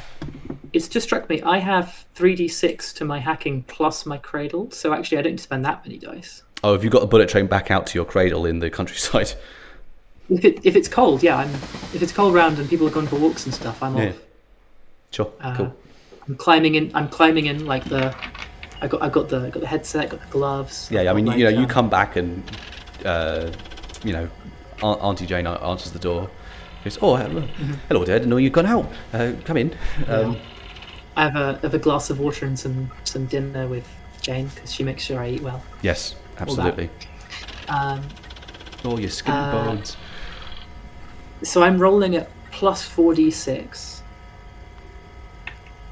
So I probably actually can save some dice, right? You could potentially, 66 is a lot to roll. I'm going to spend 2 dice and roll a total of 6. Yeah, I would say it's a government website, well not website, a government service, so it's fairly well protected, but also it's something that a lot of stuff needs to access a lot of the time, so it's not like, you're not hacking the MI6 network or anything. This is middling difficulty, I'd say. Are you suggesting I should spend a few more dice? I'm merely giving you an idea of the difficulty present here. I mean, there's no reason why you couldn't. Actually, given it's only one cold round, you have to get it in one or not get it at all here. Well, I've got load if you need help, Chris. I think I'm going to spend 2 more dice. I'll have 2 dice left over in case I want to do something. But I'll roll a total of 8 dice on this check. Sure. Okay. Okay, that's 10, 20. Rearranging dice so I can count. That is 28. 28. Okay. Yeah. You're a little rusty, but thankfully this network is not particularly tough. As I say, you can fairly easy piggyback on a bunch of drones that are connecting to this thing already and slip your way in. But you do get the sense there's a bit of grating as you do so. You came pretty close to tripping a few alarms there. Okay, but I don't suffer any ice. No, it doesn't. The system doesn't detect you. You get in undetected, so you don't suffer any ice, but barely. To be clear, 28 is the DC. Nice. Very nice. You're inside, and you go through history in this area. You focus down. You find Very interesting. I mean, given the kind of destruction that was happening in the area, basically you get a detection of like a load of movement that happens when things kick off, and then there's a kind of a blank period when nothing's moving, and then just one vehicle connects to the network and moves out there that was previously not connected at all. Do you think you have a lock on this machine? You're going to need to put in the investigation effort to kind of essentially get any worthwhile numbers out of that. This is just like pings, as it were. So you can hand this over to Sam to investigate and find out stuff that you can actually apply. But you think you have data that can be used to find a kind of find out about this vehicle. And I'm intruded on this network now. Yeah, you are in this network. Yeah. Does that mean that, for example, if we got more details about this automaton, we could use my existing intrusion to find it when it reconnects if we knew absolutely, yeah, 100%. Smashing. All right, I'll hand off this information to Sam. I will say also, I mean, depending on the reg. Depending on your ability as a hacker, you could do even more if you want. If you know what's going to be connecting to it, you can potentially fuck with it in other ways. Like you can get in between the two, as it were, if you wanted. I could do a very small hack with my 2 remaining dice. Well, yeah, you can. I mean, there's some programs that don't require any dice to apply, so something to think about. Do I not have to get into the automata? Not necessarily. If you what I'm saying is, like, so you're connected to the network that contains a map of the roads of the city and relays that to automatons to move around so they don't smash into walls and stuff. You could potentially say, hey, if this automaton tries to connect, I'm going to give it a different map that tells it to go on this route to drive it to a different location to the one it thinks it's driving to. You can do that kind of thing. I do have conditional programs. Exactly. There you go. Yeah, I like that. I'm going to look at all my programs and figure out what I can do while Sam handles the data. Sam, do you want to do some data with the dredge? Oh boy, do I! So I take the data, go back to Dej. Sorry, not dredge. Dej, how are you, mate? He goes, I'm all right. You got something for me? Oh, you know I do, you old mucker. And then I mean, it's data, isn't it? So it's not in a bag. But I would love metaphorically slam down a hard-wearing computer in a bag. Well, should we say, I mean, so at least Grace has data storage. I can say you've saved it onto this thing and you've... I'm not giving up my data storage. It's my shit. This is the kind of thing you probably want in the city to hold data. Have you printed it all on... How have I received this information? I mean, probably just like over the net, right? Sure. Like it's just a bunch of time codes and shit. Like it's not illegal to have in its nature. Excellent. All right. So Reginald is his name. The Dej. Yeah. Okay. Is indeed. Right. So he's going to say, right, it's time. Do you know what time it is, Reggie? What time is it, Deji? Right, well, I would be cracking my fingers if I had 2 hands, but what it is it's time for the Dej to dredge the data. Of course, you're going to be doing most of the legwork here, but get on my fucking console. Do you want to give me an investigate roll? I'm going to say intellect investigate. I do want to go through this. Shannon, is there anything Billie's planning to do in the meantime? I don't think so.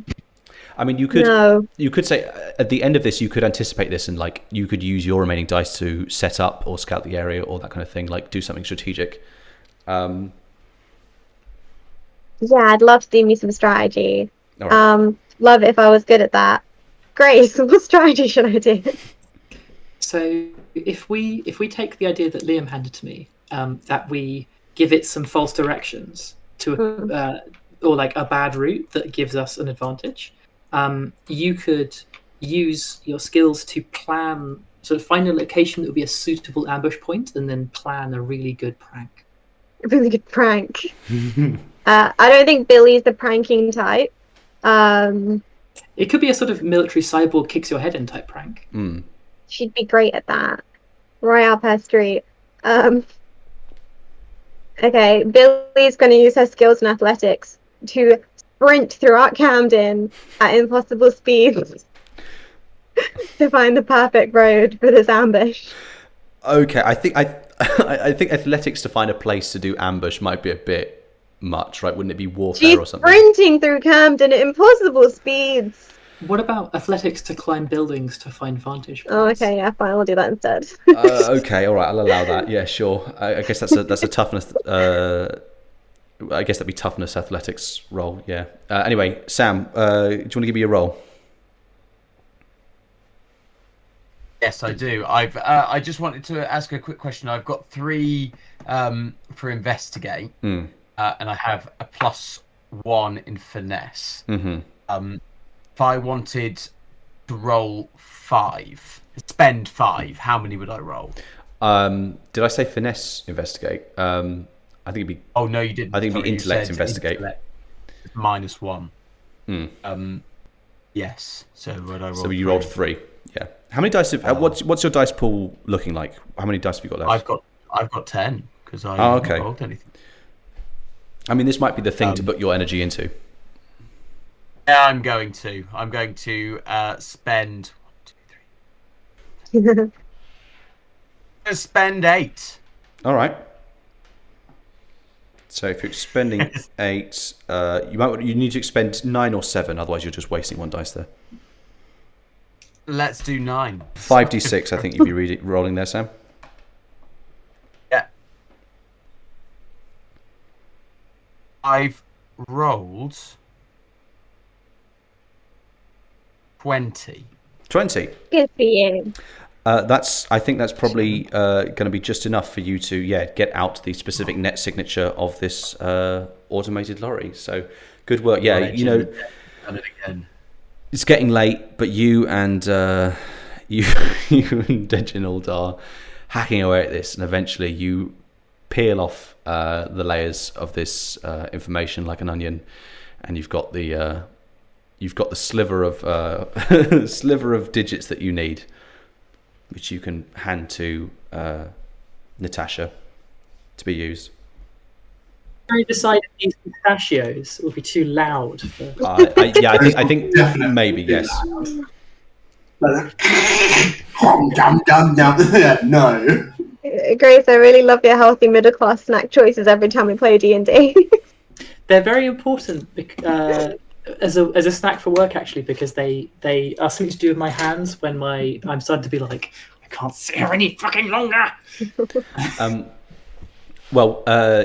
So Grace, Sam has got this string of digits that you can use. You've now got the specific net point of this. It's a number, baby. You've got the net point of this drone. Mm-hmm. So I have noticed that I have the B rank software program called Automaton Control, which allows me to alter, adjust, and add the objectives of one, some, or all automatons connected to the network. Mm-hmm. Which sounds a lot like I could, for example, alter, adjust, or add the objectives of this particular automaton. You absolutely could, yes. You've got its specific net point, so when this net point connects to this network, you can, you can say, hey, do this stuff. Yeah, so I can do a conditional program, single condition program, and then I can use automaton control as the thing that triggers. And the condition is when it connects? Yeah, sure. Excellent. Is it also possible to have me just alerted when it connects? Does that require so you can have that for free. Yeah, you can say that you're gonna get a ping when it connects. Sure. So if Billie can give us an ambush location, I can provide us with the guarantee that it will go that route, and then it'll cost me 2 power to do that. So I want to say here, I mean, Max is aware that there are 3 military cyborgs in this operation who could well be in the van when it moves. What is the plan here? Because if it's going to be essentially Billie, yeah, I had some cyborg, questions for the group regarding the violence. Yeah. It's me. I will be doing many violence, but I have bonuses to like aiming and stuff, which would mean it'd be a good idea for me to be like on a rooftop or something, aiming down and like take the truck out. But then that would mean I wouldn't be like at the scene, which could be a real drawback. So what thing? Right. And Yeah. we need to secure the actual objects. We can't all be far away shooting at them. It's also worth bearing in mind, opening fire with a gun just in the middle of a location you've taken this thing to with nothing else going on around could put you in a lot of trouble. I mean, that's... Frowned upon, yeah. More than that, yeah. What if we told the police that we were sending it to somewhere they could just sit and wait for it? What about that? What if we made them run into the cops? Yeah. Divert them. And the cops could cause a big conflict, which may or may not succeed, but then we could insert ourselves into the conflict and take the thing we wanted. Through all the hustle and bustle. And if they got out of the vehicle, I could make it drive off really fast. I like that plan. Let's do it. What about that? Can you make it open its doors dramatically when you want it to? I can do all sorts of things like that. So like I'm picturing what we do is we wait for the concert to start, we call the police. We don't even have to do that. We can just have it drive the wrong way onto like a main road where the police are just like hanging out and know it's No, because we're gonna need more than just like a bobby with a truncheon, right? No, but like we tell them it's going to be there, and then we send it there where they're not expecting, and then they're disoriented and ambushed by people who aren't us. So when they shoot, it's not us getting shot. Yeah, that's not bad. Yeah. So, they don't even have the police don't even have to win; they just have to distract. Good God. Right. Yeah. Also, It's quite dark, actually. It's worth saying. It's worth saying here, Also- Max. You know that. I mean, the police will not want a container with. I mean, they want G alloy. You know that much. Like being told, "Hey, go pick up this container that might contain 3 armed, racist lunatics, and have a But shootout with isn't the people." G alloy being made in the container? You don't know. I think You don't know. It's the perfect arrest. Is if he's printed in the machine, they have him. Your understanding is he's printed like around the time the guy shoots himself. So if the concert doesn't happen, if they drive to the wrong location, you don't know that he may be printed on the way. You don't know. You could gamble on that, certainly, but it's not something you know for sure. I want it to be clear. EcoPunk is a pro cop game. Hell yeah. I was going to point out that I can also try to turn off the cyborg's guns and or stop them pulling triggers, Sure. because that would help the. Are they on the same network? No, but I'm a hacker. But you have to hack their network, right? Yeah. I could Okay. hack. I thought you'd already go onto the right network. But okay. No, I don't think I'm this on the city conversation network, this conversation which is connects to happening the cars. in the game. Like Max This is- says something this is and embarrassing. Natasha makes a pain expression and goes, "I'm a hacker. I hack." I can control the car, but I'd have to hack into their probably quite hard security to get to yeah. fuck with the actual cyborgs.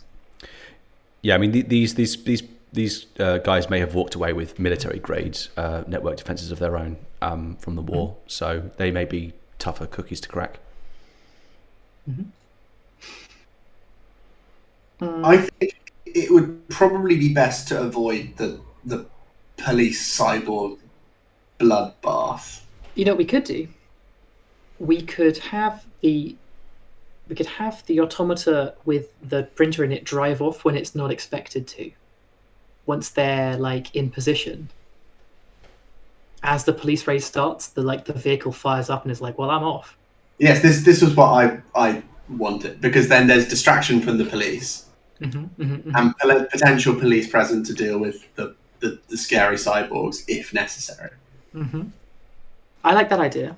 And then we could clue in the police to location based on where the truck goes.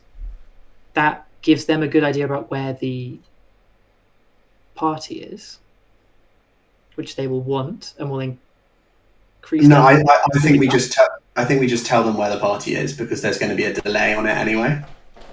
Can I ask, how can we plan something to kind of like suit our strengths in terms of Shannon is the strength. So I imagine if there was brawling and things along those sorts of lines, that would be that definitely plays to our strengths in that case. But in terms of and hacking, of course, is key to this key to this. But in terms of Harry and I, what are in terms of like for me, mostly stealth and things along those sorts of lines, and I'm not sure if a big brawl I'm going to be much use. How big is the printer? I mean, it would be big enough to print a whole guy, so very large. So are we gonna drive off with it completely, or are we gonna like take it out of the vehicle and then let the vehicle go on its way? You would guess. That's a good point. If you'd have to guess, it would probably occupy between a third and half of the entire interior of this container. Oh, and like needs like heavy machinery to move rather than like like maybe we could do something like, while the fight's going on, Sam comes in and changes the vehicle's license plates when it does drive off. They won't know to follow that one. Could do. I mean, what? Sorry, so they're going to just see their vehicle drive off, and then the number plate is going to change. Well, I guess it's not ours anymore. Hey, that's not. Oh no, it's not. So actually, there are no bad ideas. What if Sam or Max were what if Reg and or Max were causing trouble or distractions or inciting the right kind of convenient riot that made it difficult for them to follow? I'm going to say, Harry, can you give me a clarity save? Harry, can you give me a clarity save? Clarity save? Yeah, that's right. Oh, good. Yes, I can. What save? Sorry. Actually, no, I'm going to make it an intellect save. Sorry, no, intellect makes more sense then. Better for me as well. I have +1 intellect. Sure. So roll a d6 and add +1 to it.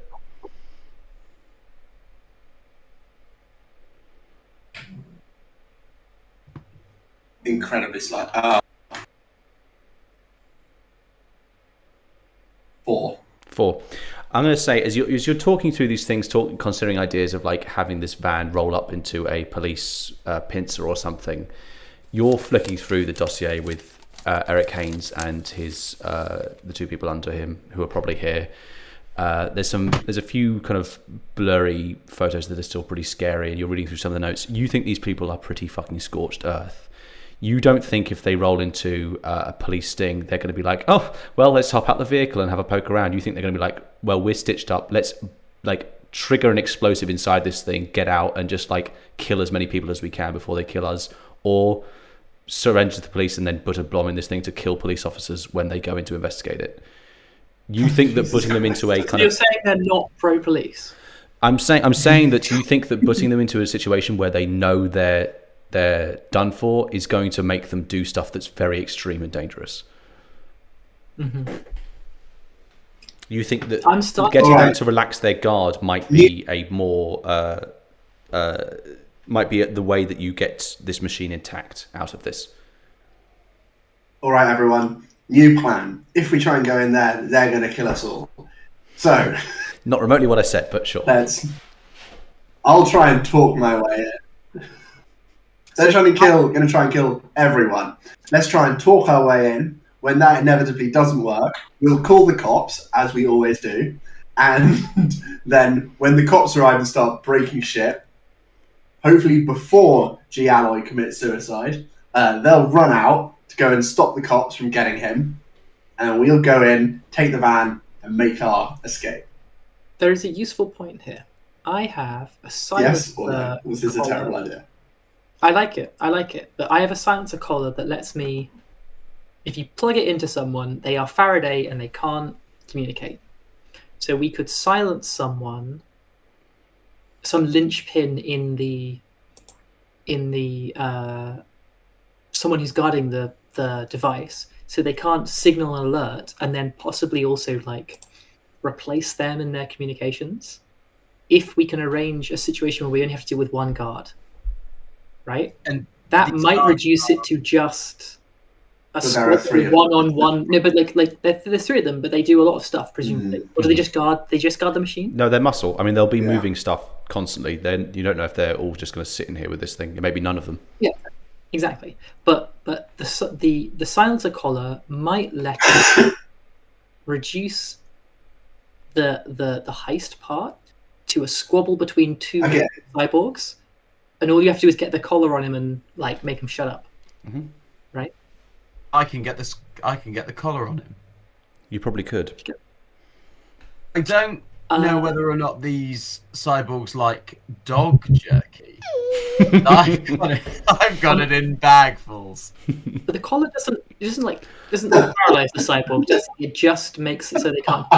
Yeah, no, it just makes them Faraday. So you would need to. I mean, if you knock them out and stick it in the back of their neck, then it's just that no one's going to detect that they're not picking up communications. Well, they'll disappear from the network, but no one else will be able to tell anything further than that. I was thinking more like you start with the Faraday collar and then you can fight them without them sending an alert. It's like a shoebox-sized heavy thing. You kind of need to abduct the person before you apply it. It's not something you can just quickly stab into the back of someone's neck. Could I interfere with their communications briefly? Oh, absolutely, yeah. I mean, you could do stuff like the Reg, knocks them out, hits them on the back of the head, pulls them aside, sticks this thing in, and that happened, fast enough that no one really notices. And then, if anyone checks, it looks like they've just gone offline for some reason. And then, could I also possibly impersonate them? You absolutely could, yes. I'm starting to like this. Wow. I also like the idea that Reg or Max could direct the events of the riot to our benefit, to obstruct the movements of our opponents. Do we when we say riot, there's a riot happening anyway, right? The party is very literally a riot. Do we mean when the police are riots? Both. So I'm thinking more sort of, both the riot itself and then the conflict afterwards. If you're seeding ideas about what they're going to run up or who they're going to fight, right? Yeah. So I was gonna my thought was basically you go in there or I go in and I'm like, oh, the police are charging down G Ally on the stage. You got to go help him. And then hopefully at least two of them would run away to help him. Right? Absolutely. Is this the plan? Is this what's happening? So we trigger the police thing to make that more believable. It's worth saying here that you can, in this game, flashback. You can retroactively plan, so we can go into the fray, and you tell me what point you're coming in, and then kind of do this stuff rather than making these plans now that will evaporate in contact with. We should stop. I have one other question. Yeah. We should stop monologuing. I have one other question. Would your sister be happy with a printed heart instead of the machine? And if so, could we cause the machine to print the heart and then just steal the heart? It's a good. I assume that wouldn't require stealing a vehicle and 2 tons of machinery. Why don't we do both? Yeah. Will they give us the heart blueprints? Yeah, you could potentially. Is it going to be impossible to transport a heart without it rotting? You could message. I mean, you need to put it on ice for sure. You could message Edgemay and say, "Hey, can you get me the biometrics of what's it called, Yap's heart?" I mean, I'd also go with: is it just the heart you want? Because if we just get the heart and they're like, "We wanted the printer for our own fuckery," we're screwed. Well, yeah. I mean, she wants to. So far as you're aware, she wants to ensure that Minister Yap lives long enough to prevent a kind of horrible bill to mass extradite migrants into America to serve in labour camps. Beyond that, you're not sure. I guess it'd be something nice to have, but that isn't what she specifically asked for. She's asked to, she's trying to save a guy's life as far as the mission parameters go. Yeah. Well, why don't we try and get the whole machine whilst that's happening? Print a heart, and that can be our plan B. Can anyone procure a box you can keep a heart in? I've got some ears to their eyes to the ground. I have. I would say, Shannon, you haven't spent many of your dice. You could potentially put dice into acquiring ice and a box to keep it in, or something. surely acquiring ice is a diceless task. Just go to Tesco. There is no Tesco, tragically. Acquiring ice is actually You very go difficult. to the real Apocalypse tragedy Tesco. No more Surely Tesco's. Morrison's is still there. There's not really any supermarkets. There's ration distribution centres, and that's kind of the long and short of it, really. What is it like? Burger Tyrant presents. Well, you don't have Burger Tyrant here in the UK, but if Yap dies, Burger Tyrant may not And be I far go away. down to my local RDC and have to cut some ice. No. Having access to freezer refrigeration is something you need to kind of put effort into. If you want to get enough ice. And I will spend all 5 dice on an ice in a box. Could that be something that being a cyborg is related to? If you have to sort of maintain body parts and sensitive gear. That's a good point, actually. Yeah, you could go see your contact about this, Shannon. My contact, Dr. Skinmore. Doctor what? His name's Dr. Hoskins. Hoskins, But not I forget. Skinmole or whatever Yeah. you said. I thought you just pulled that out of nowhere then. Yes, my contact, Dr. Skinmore. Incredible. yeah. You go see Dr. Hoskins, who's constantly like, you need more skin. So that's his first name. He's Skinmore Hoskins. Skinmore Hoskins, yeah. Sure. Do you go see Hoskins? Yeah. I mean, I think lightning cuts across the sky, and there's an organ goes doo, doo, doo, doo, doo, as you walk into this guy's place, and he's like, yes, come in. I've acquired some skin. I'd love you to try. Kind of. I think Skinmore's a creepy man who likes to touch my arms. He goes, such fine synthetic muscle work. Yeah. Okay. Oh no, easier chaser, but for cyborgs. Sure. What do you think kind of role would you make to acquire ice? Actually, I can say you can just use your contact to acquire ice from him, I guess. Of course, I can provide some ice. What are you planning to do with it? He might ask creepily, but I think you can probably just take it off him. To be honest, he's a small little man. He is a small little man, but also he's the small little man that fixes my body. And I'm nothing but honest with the man that fixes my body. So I tell him we're transplanting some organs. Really? Well, I can guarantee that my ice is suitable for such purposes. I wish you well. Does that also include a suitable container? Yeah, he goes. Yeah, he kind of thumbs over a few jars of formaldehyde, but then gives you a kind of what looks like a durable box that you think would probably be suitable for putting an organ in. Thanks, Doctor. I knew there was no way you could let me down. And then I do finger guns, but really slowly. Yeah, he kind of Your extends fingers are guns because you're cyborg. What the fuck is the vibe? What is the vibe of your character? I'm so confused. I'm getting big sort of they made me into a monster type thing. Yeah, he's gonna yes, the finger gun, and extend a kind of skeletal finger towards you as you slowly back out of his little office. Can we throw these dice, or do I just get the ice in the box? I'm gonna say using that contact will give you the ice in the box for free. Of course. Getting more from him will require a roll, but that's what that contact does for you in this scene. I don't want any more from Dr. Hoskins. Okay. Yes. Cool. Max, get us the heart blueprints. Yeah, Esme is kind of working on it. We'll get them to you soon. Kind of is the message on this front. If possible. Right. So basically, at this point, are we going to say that Grace is going to get a ping off this? You know which location it's going to. You're going to let it go there and let this kind of concert possibly get into swing and then move in. Is that the idea? Yeah, I phoned Esme, right? I mean, hi, heart diagram, please. Hello, brother. Yeah, I'm still working on it. Need it pretty sharpish. Need it kind of now. Would be great. Look, I just 15 more minutes. Honestly, it'll be with you soon. Okay, lovely. That's good. That's all I need. Thanks, sister. Fuck. Never mind. Move on. Fucking move on. What did you do? And you close the. She gets cut off. Right. Okay. So Natasha gets the ping. You watch in net space as this point slowly moves down a kind of representation of a road, crawls into one of these spots in Camden.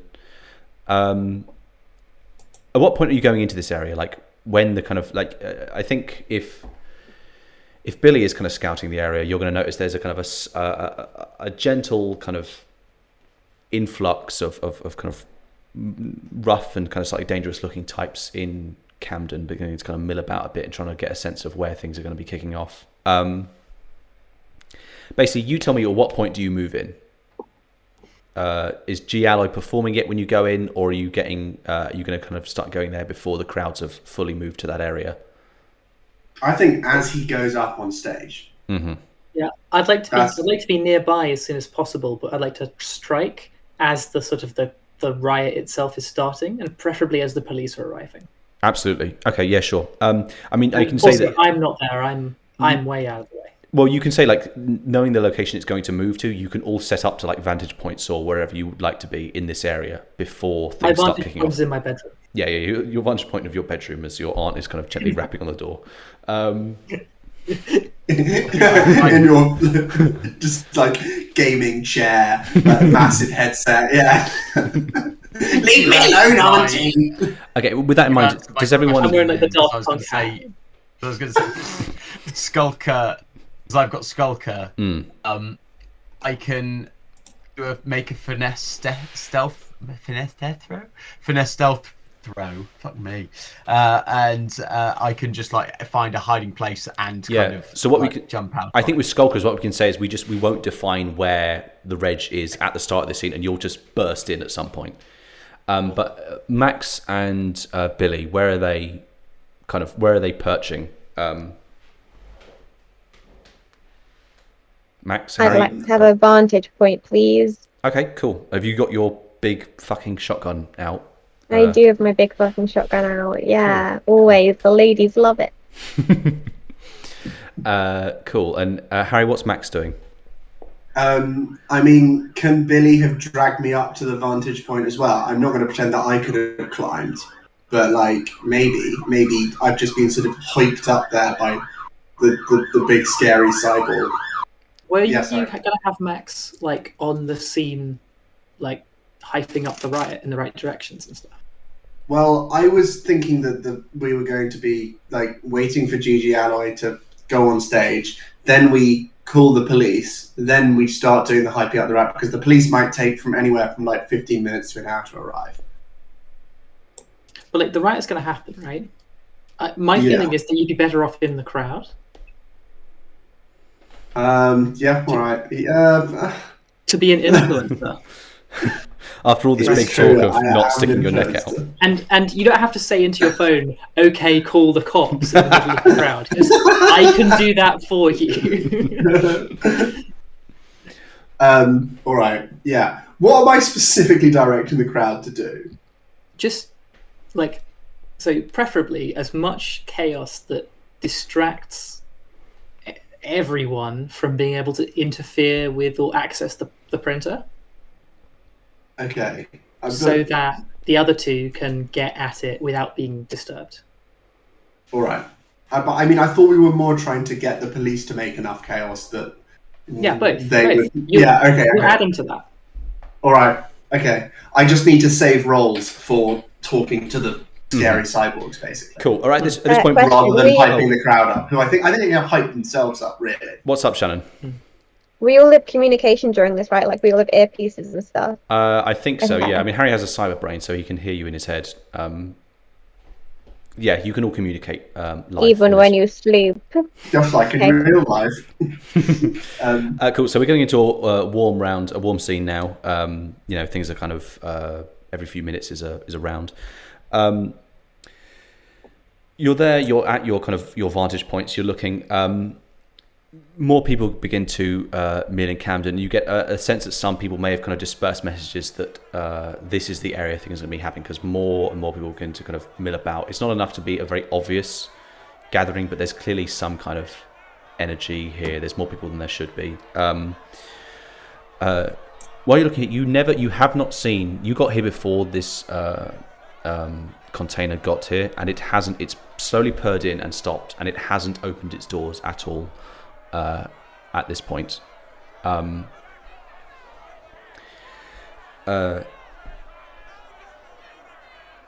Eventually, there's a kind of a brief. What's up, Grace? Can I intrude upon this vehicle? And is it likely to have sensors that will tell me what's inside it? You tried to reach out to this thing. You can see it, so you can try. It doesn't have a net point currently. Someone has, without leaving the vehicle, disabled this thing's connection to the net. How is it navigating? No, as in it came in and stopped, and then at some point later you tried to intrude and didn't get a grasp on it. Okay, so I've missed my opportunity while it was moving to see what was inside it. Yes, basically. Yeah, I mean it's a Faraday cage. You wouldn't really be able to look inside it anyway. But I mean the vehicle doesn't. The vehicle could have like internal cameras or a sense of what it weighs or whatever. Like sure, you could hack into the pallet that's moving the container. You couldn't hack into anything that's in the container because it's a Faraday cage inside there. Oh, of course, yeah. Cool. I get you. But it appears they've done. I mean, you would guess you could probably reach through the floor of a container and pull out the stuff that connects something to the net, at which point it would become a useless machine, but there's no reason why they couldn't just open the floor again and stick it back in. Eventually the crowd swells, a cry goes up, and there is a primal bellow that goes out over gigantic speakers that you see kind of a few guys and girls in kind of black clothing are like propping up and just like sticking anywhere they can. There's a plinth with a kind of a statue that kind of got blown to smithereens in the war, and you see a kind of heavy-set guy in long black hair climb on this thing and then just kind of start bellowing like an animal that's in pain into this mic, and you suspect this is G Alloy. It's on. It's at this exact moment that your telephone a la police right now. You're standing in the crowd being knocked around in the middle of the crowd. Police. Hello, is that the police? Yeah, you send the message. I'm going to report an illegal concert. Somebody's making some noise outside my house. But you see that kind of Billie, from your vantage point up on high, you can see a lot of people are beginning to kind of influx in. People with instruments begin to kind of appear amidst the crowd. People kind of make a bit of space for them.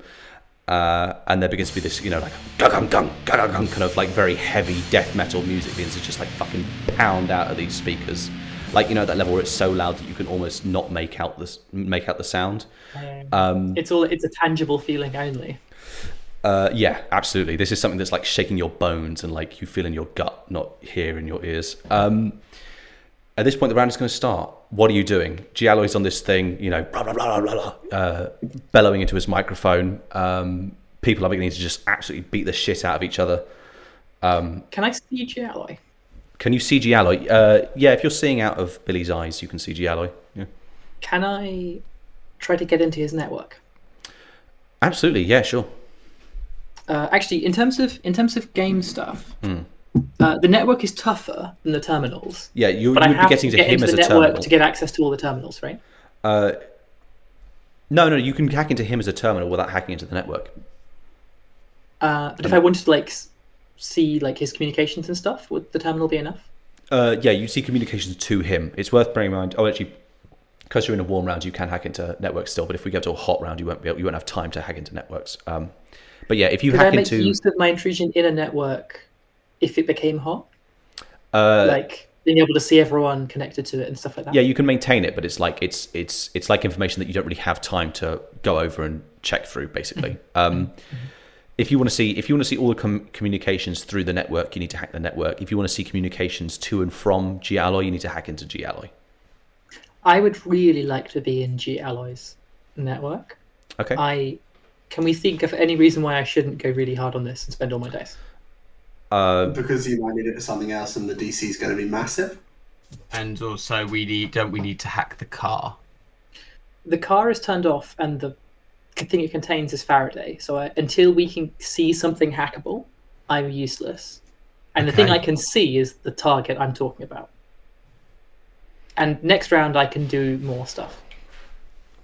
But if we do this, we can listen to all his calls. We can hear what his teamers are saying to each other on the radio. We know who's available, and if they know where they are, we know where they are. This is true. I'm going to spend all of my dice. Okay. Yeah. Cool. Okay. Go for it. Let's go. Because of this, I am focused. Because I'm focused, I'm spending all of my dice at once. I get an extra die. Cool. I'm also got another trait that I'm trying to find called Inspired, which I think relates to using my highest level skill. Yeah, I think Inspired does give you an extra +1 d6 to the roll. So there's 2d6. I've got a skill of 8, which means I'm using 8 and then 2 dice strain, so 9. Mm-hmm.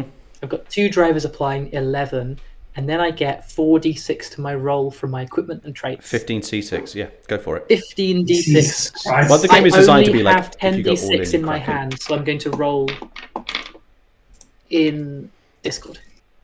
Mm-hmm. These are the kind of rolls you need to make if you're going to crack open a big network. Yep, but I want in.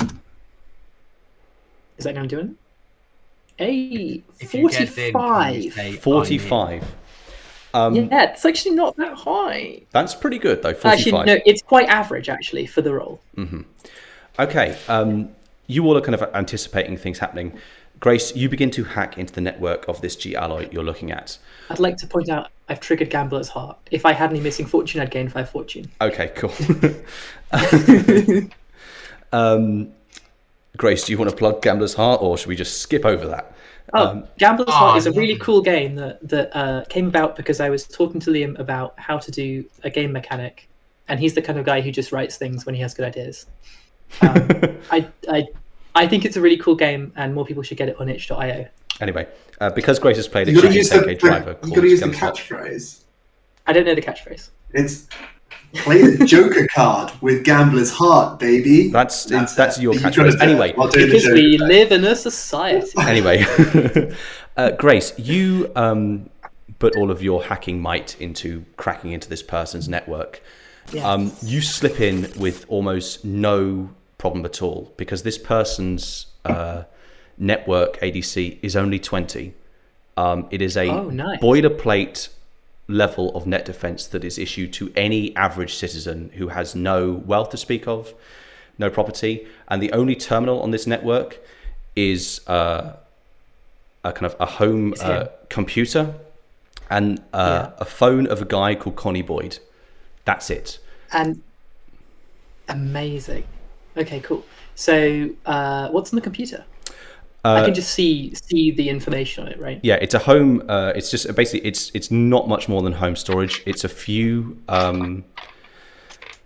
It's got a few kind of old memories on it. It's got a few family photos, that kind of thing, and it's got it's got some modern communication stuff, and that's basically it. A very basic setup. If you're going to quickly flick through these photos, you see someone who is not G Alloy. You see a kind of heavy-set guy wearing a jacket, arm round a kind of who you think might be his mother, looking fairly bedraggled. Few people, few pictures of him at parties, kind of drinking. He doesn't have a printer, does he? If you go through the messages, the last one went out last night between Connie and his friend. Hey, are you going to the show? Fuck yes, see you there. That's the last message this person sent. I'm starting to think that G Ally doesn't have a printer, and what he does is he has people who get shot for him.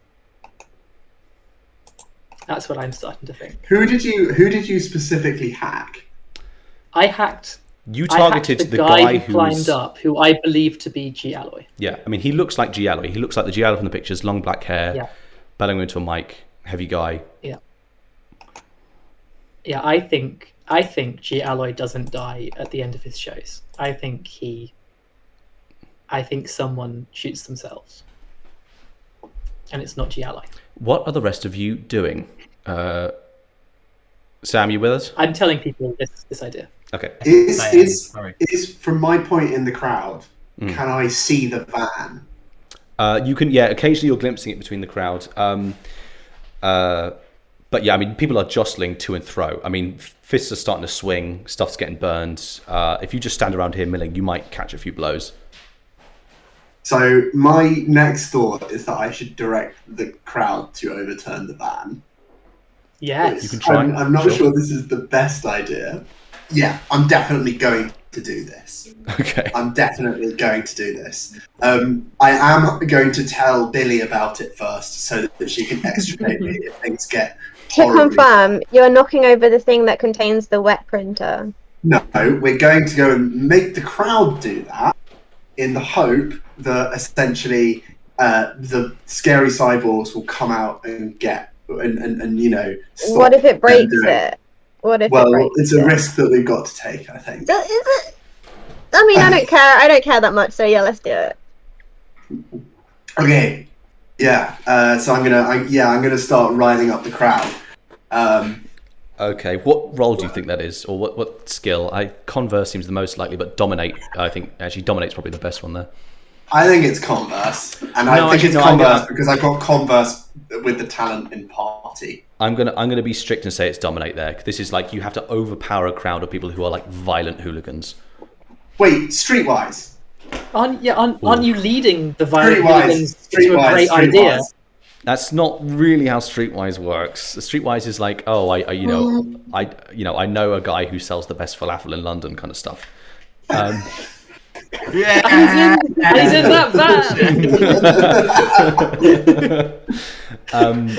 No, I'm going to be strict and say dominate is the skill you have to use here. Oh, that's going to be so expensive if I do that, and the talent isn't even in dominate. Oh. I mean, the police are coming eventually, aren't they? Eventually. Mm-hmm. Oh god, I don't know what I can do now. Well, I was really set on. To be clear, you can try. You can put your entire dice pool into it. You may get something out of that. I know. And based on my example, you won't waste your entire dice pool getting something you didn't expect. Oh god. Wait. Let me just think first. What have we still got left? I mean, do we think it's a good idea to make them try and push over the van, though? Is this even a worthwhile use of our time? I'm gonna say, even if you and Grace expend all your dice, the two real brains of the operation, me and Sam have all of our dice left, so... That's so true. That's so true. Mm-hmm. Right, what are you doing? Real masterminds behind this plan. Yeah, I'm still be fully died. I'm dumping all of my stuff into trying to persuade them to go and knock over the van. All right, give me a clarity dominate roll. A clarity dominate roll -1 as well. I'm going to use all of my fucking thing for 4 dice. It's worth bearing in mind here, if you could try to use the tool bonus rule, if you have some kind of tool that would help you. I don't know if you do, but if you did, that would add a D6. I don't think I do, unless my Steal a mega tool... speaker from someone in the crowd. Megaphone. I've got a black book, which is definitely not useful, and an electronic lighter. No, wait. I've got an electronic lighter, and I've got a vodka bottle. Oh shit. Okay, yeah, this is pretty good. Yes. Advantage. I'm going to take off my cravat that I've been using as a mask and stuff it into the vodka bottle and light. Okay, cool. Are you going to do the biggest scream your tiny body can muster? Yeah, exactly. Like puffing out my chest and bursting the buttons on my already strained waistcoat.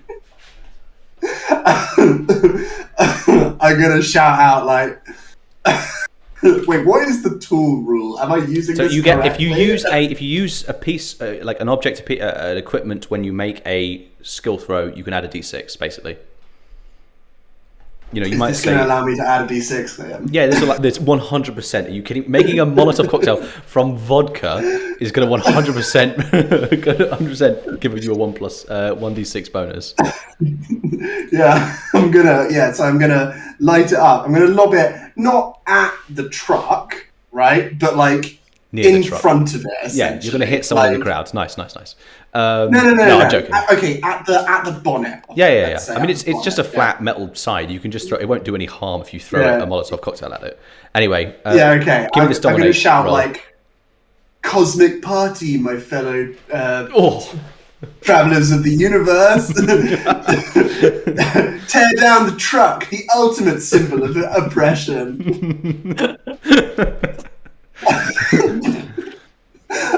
Hang on, that's Can we five. put that on a 6, shirt, right? please? Can we put that on a shirt?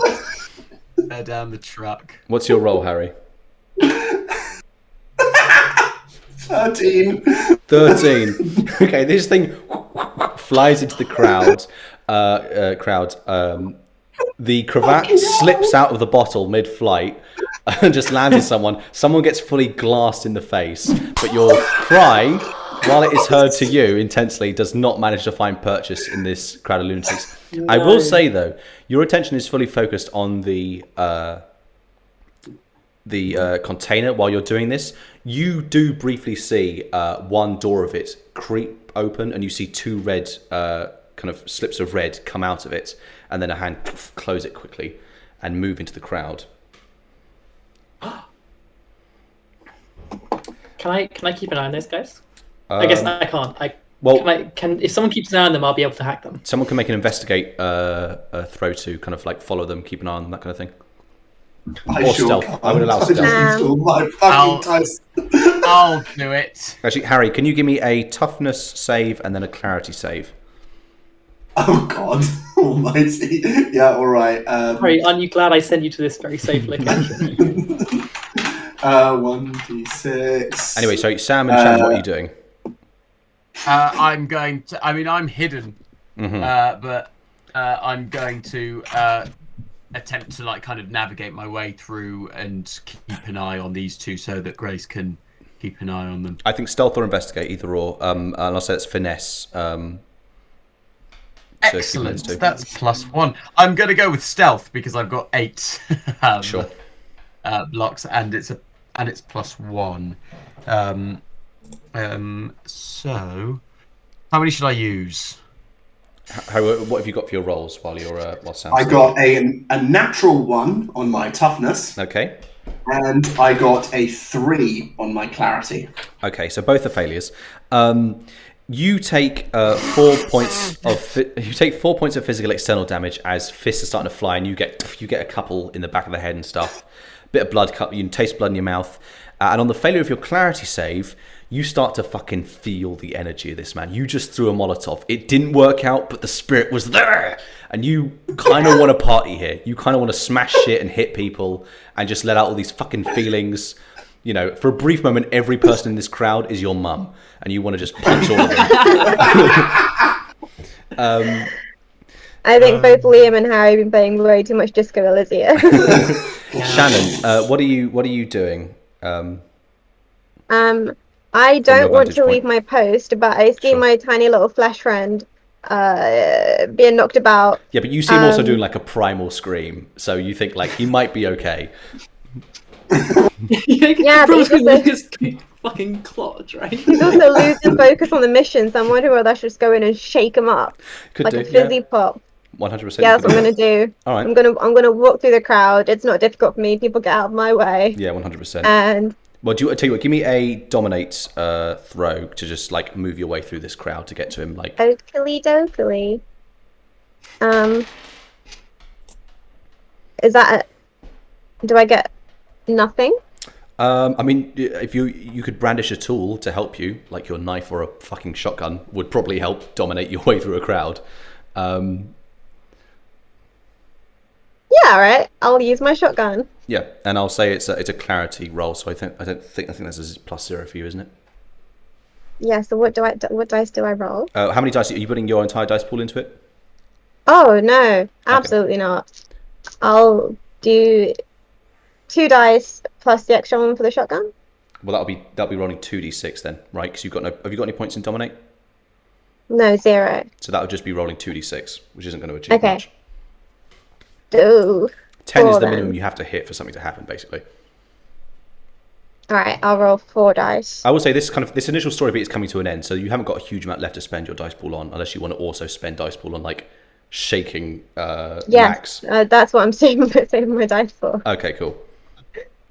4. I roll 4 dice. Yeah, sure. All right. So that's you're expending 6 of your dice pool. Yes. Okay, cool. All right. 4, 7, 8, 9, 10, 14. 14, cool. Yeah, you're moving through the crowd. You get kind of knocked back a few times. Few people try to swing their fists at you, but you can just pretty much just grab them and push them out of the way. You get over to Max in the middle of this crowd. He's just been punched in the back of the head and just gone, oh, like screaming it out. Liam, by the way, I hope you're noting down all the people that are punching me in the back of the head. Why? You going to make a vendetta list? Because I've got diplomatic immunity, so all of them are going to jail tomorrow.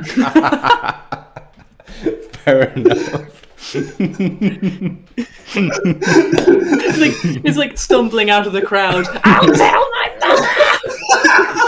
mother! Shannon, what are you doing with Max?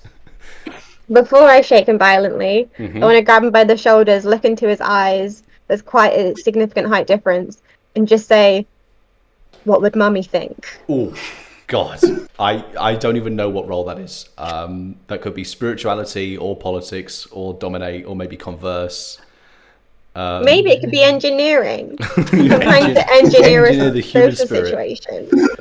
Using the repair speciality to repair his relationship. I'm going to say that's converse. That's a I've got clarity nothing in converse. Converse. You've got 4 Alright, I'll dice left. have to use all my dice. So I'm rolling. 2d6. Yeah. Yeah. Which 2 do I want to use? Okay. There's not much I can really achieve with 2d6, is there? No, but oh well. I got 5. You shake him and Harry doesn't even notice you're... Max doesn't even notice you're there. Anyway. Sam, what did you get for your stealth roll to follow these 2 guys? I got 17. Okay. You're lurking in the shallows. You're just like 2 eyes in the darkness. You see these 2 guys begin to move through the crowd. I'm going to roll for them now. 17, you say? Yes. Oh, God, that's close. Okay, they got 16 on their investigate to try to notice if anyone's looking at them. So there's one point where one guy literally like looks over you and like you just like have yourself like camouflage right at the right point and he goes over you, but that was close. You can see these 2 guys and you recognize one of them is Eric Haynes. They appear to be like scoping out the crowd for something, like they're looking for a specific person or something. You're not quite sure what they're doing yet. Has everyone expended their dice pools at this point? No. Oh, Sam, what else do you want to expend on? Could you sneak up to the now maybe empty container? Yes, I'd like to do that. All right. I would love to do that, and I'm going to expend the rest of my dice.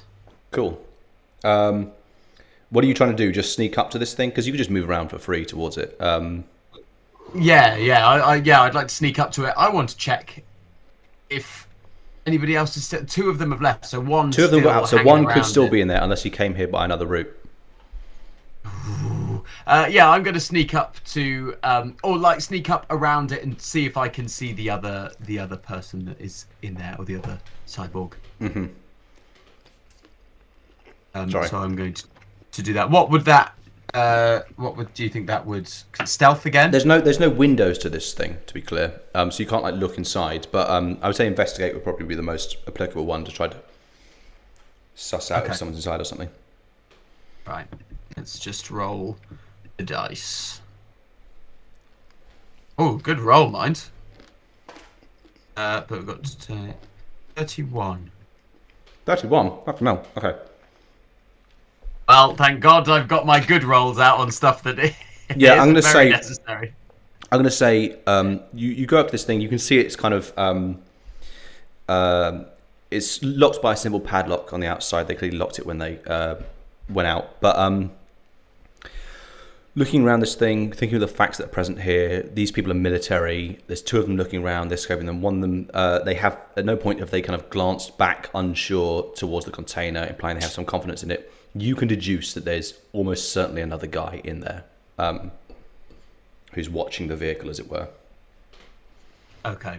I don't need to relay that information to the others? Do I do? Or No, shall no. I- You can relay that to them if you want. I mean, they'll be able to hear you over your earpiece. I'm going to say at this point, Yeah, I relay. end of the round, the story beat advances. You've also been keeping on the eye on the two guys, Eric Haynes and his partner, who have gone out. You see one of them tap the other and point to a specific person in the crowd, and they both like clearly agree about something, and then just fucking like move in, pushing people out of the way. You see them grab this kind of stocky guy in the crowd and begin pulling him away, kind of towards generally the direction of the container.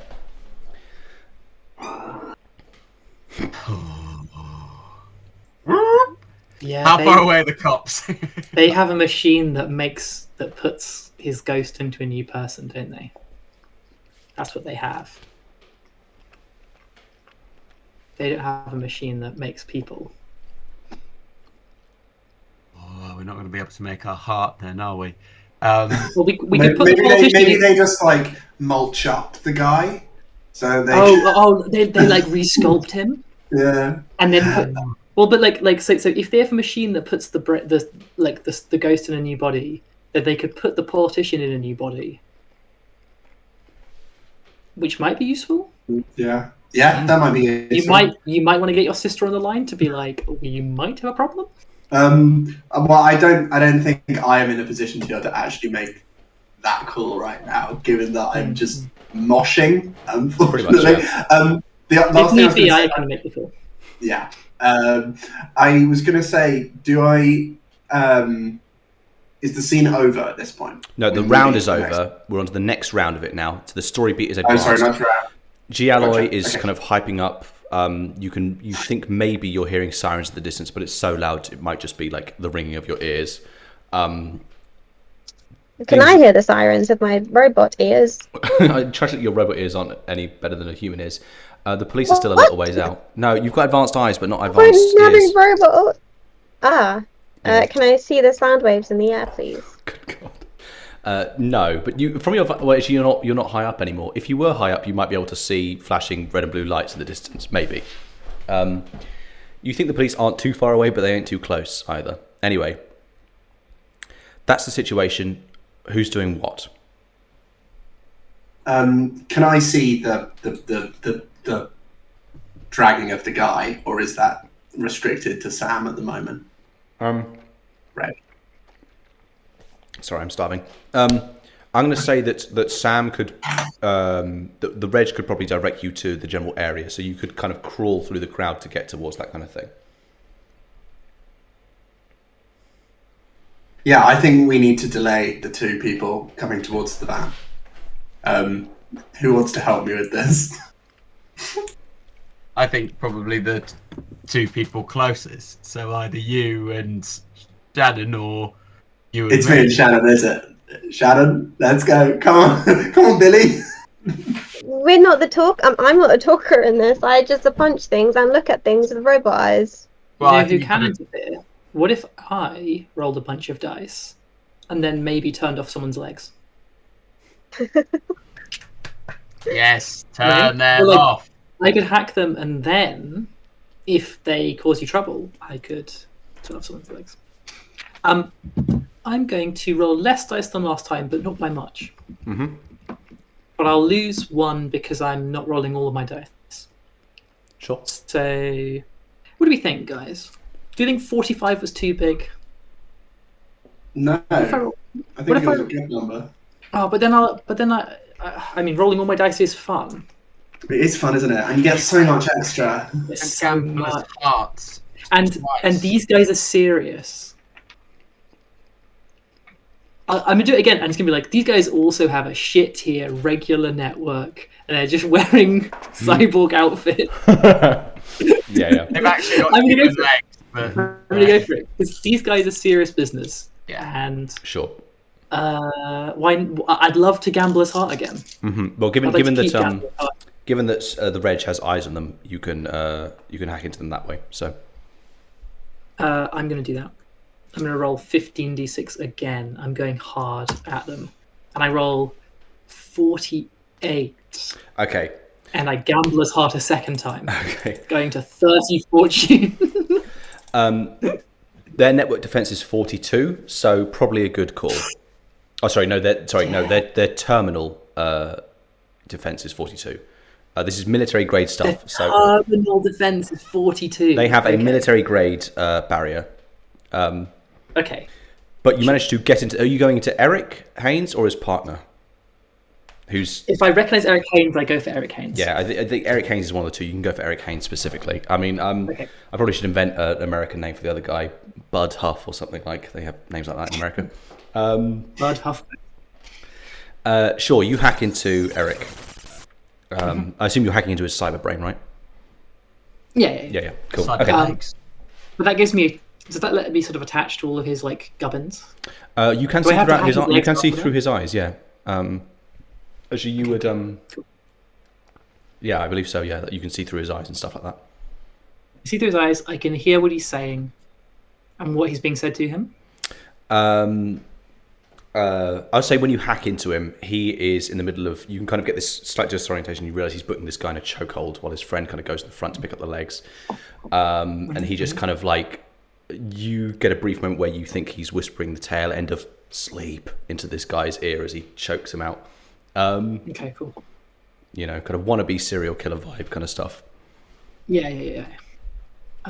Okay, cool. So I've used all my dice, but I could do stuff if I need to. You can hold that. You can hold on to that until something else happens.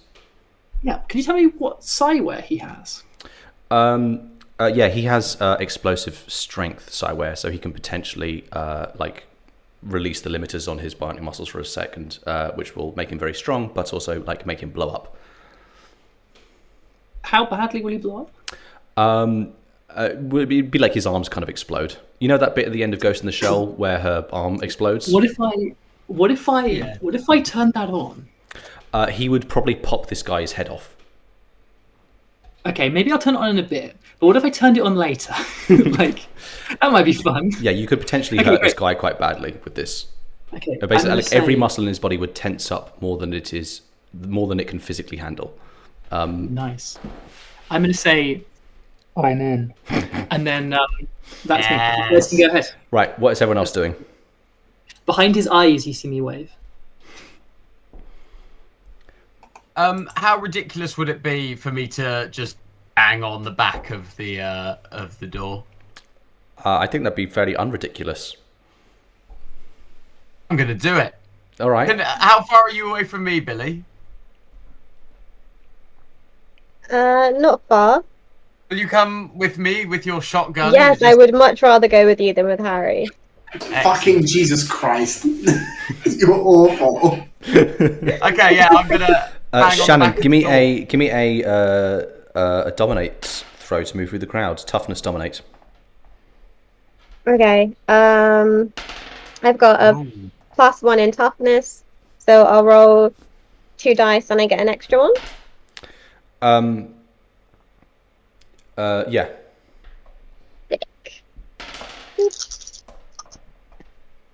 6, 9. Oh, 8.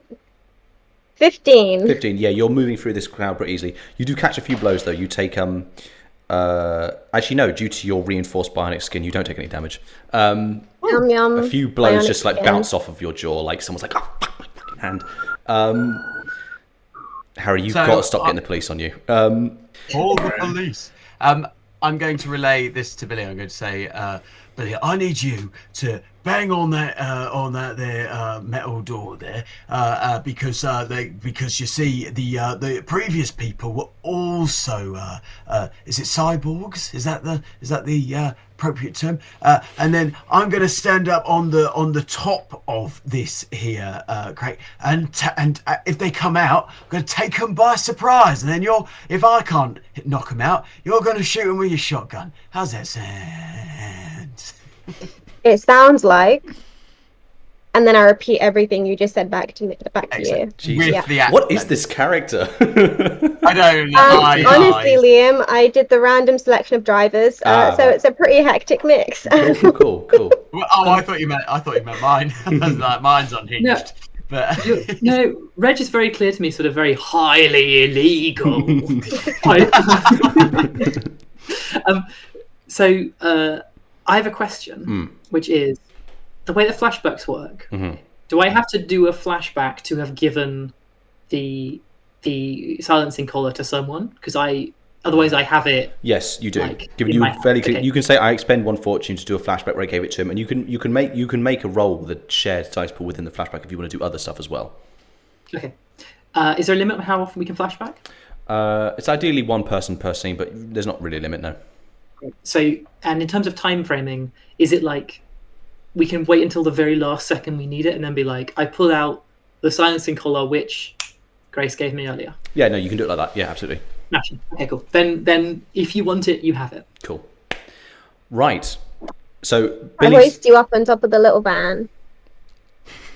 Thank you. You're welcome. So is it Billy knocking on this door? I mean, you can knock on it for free. Yeah.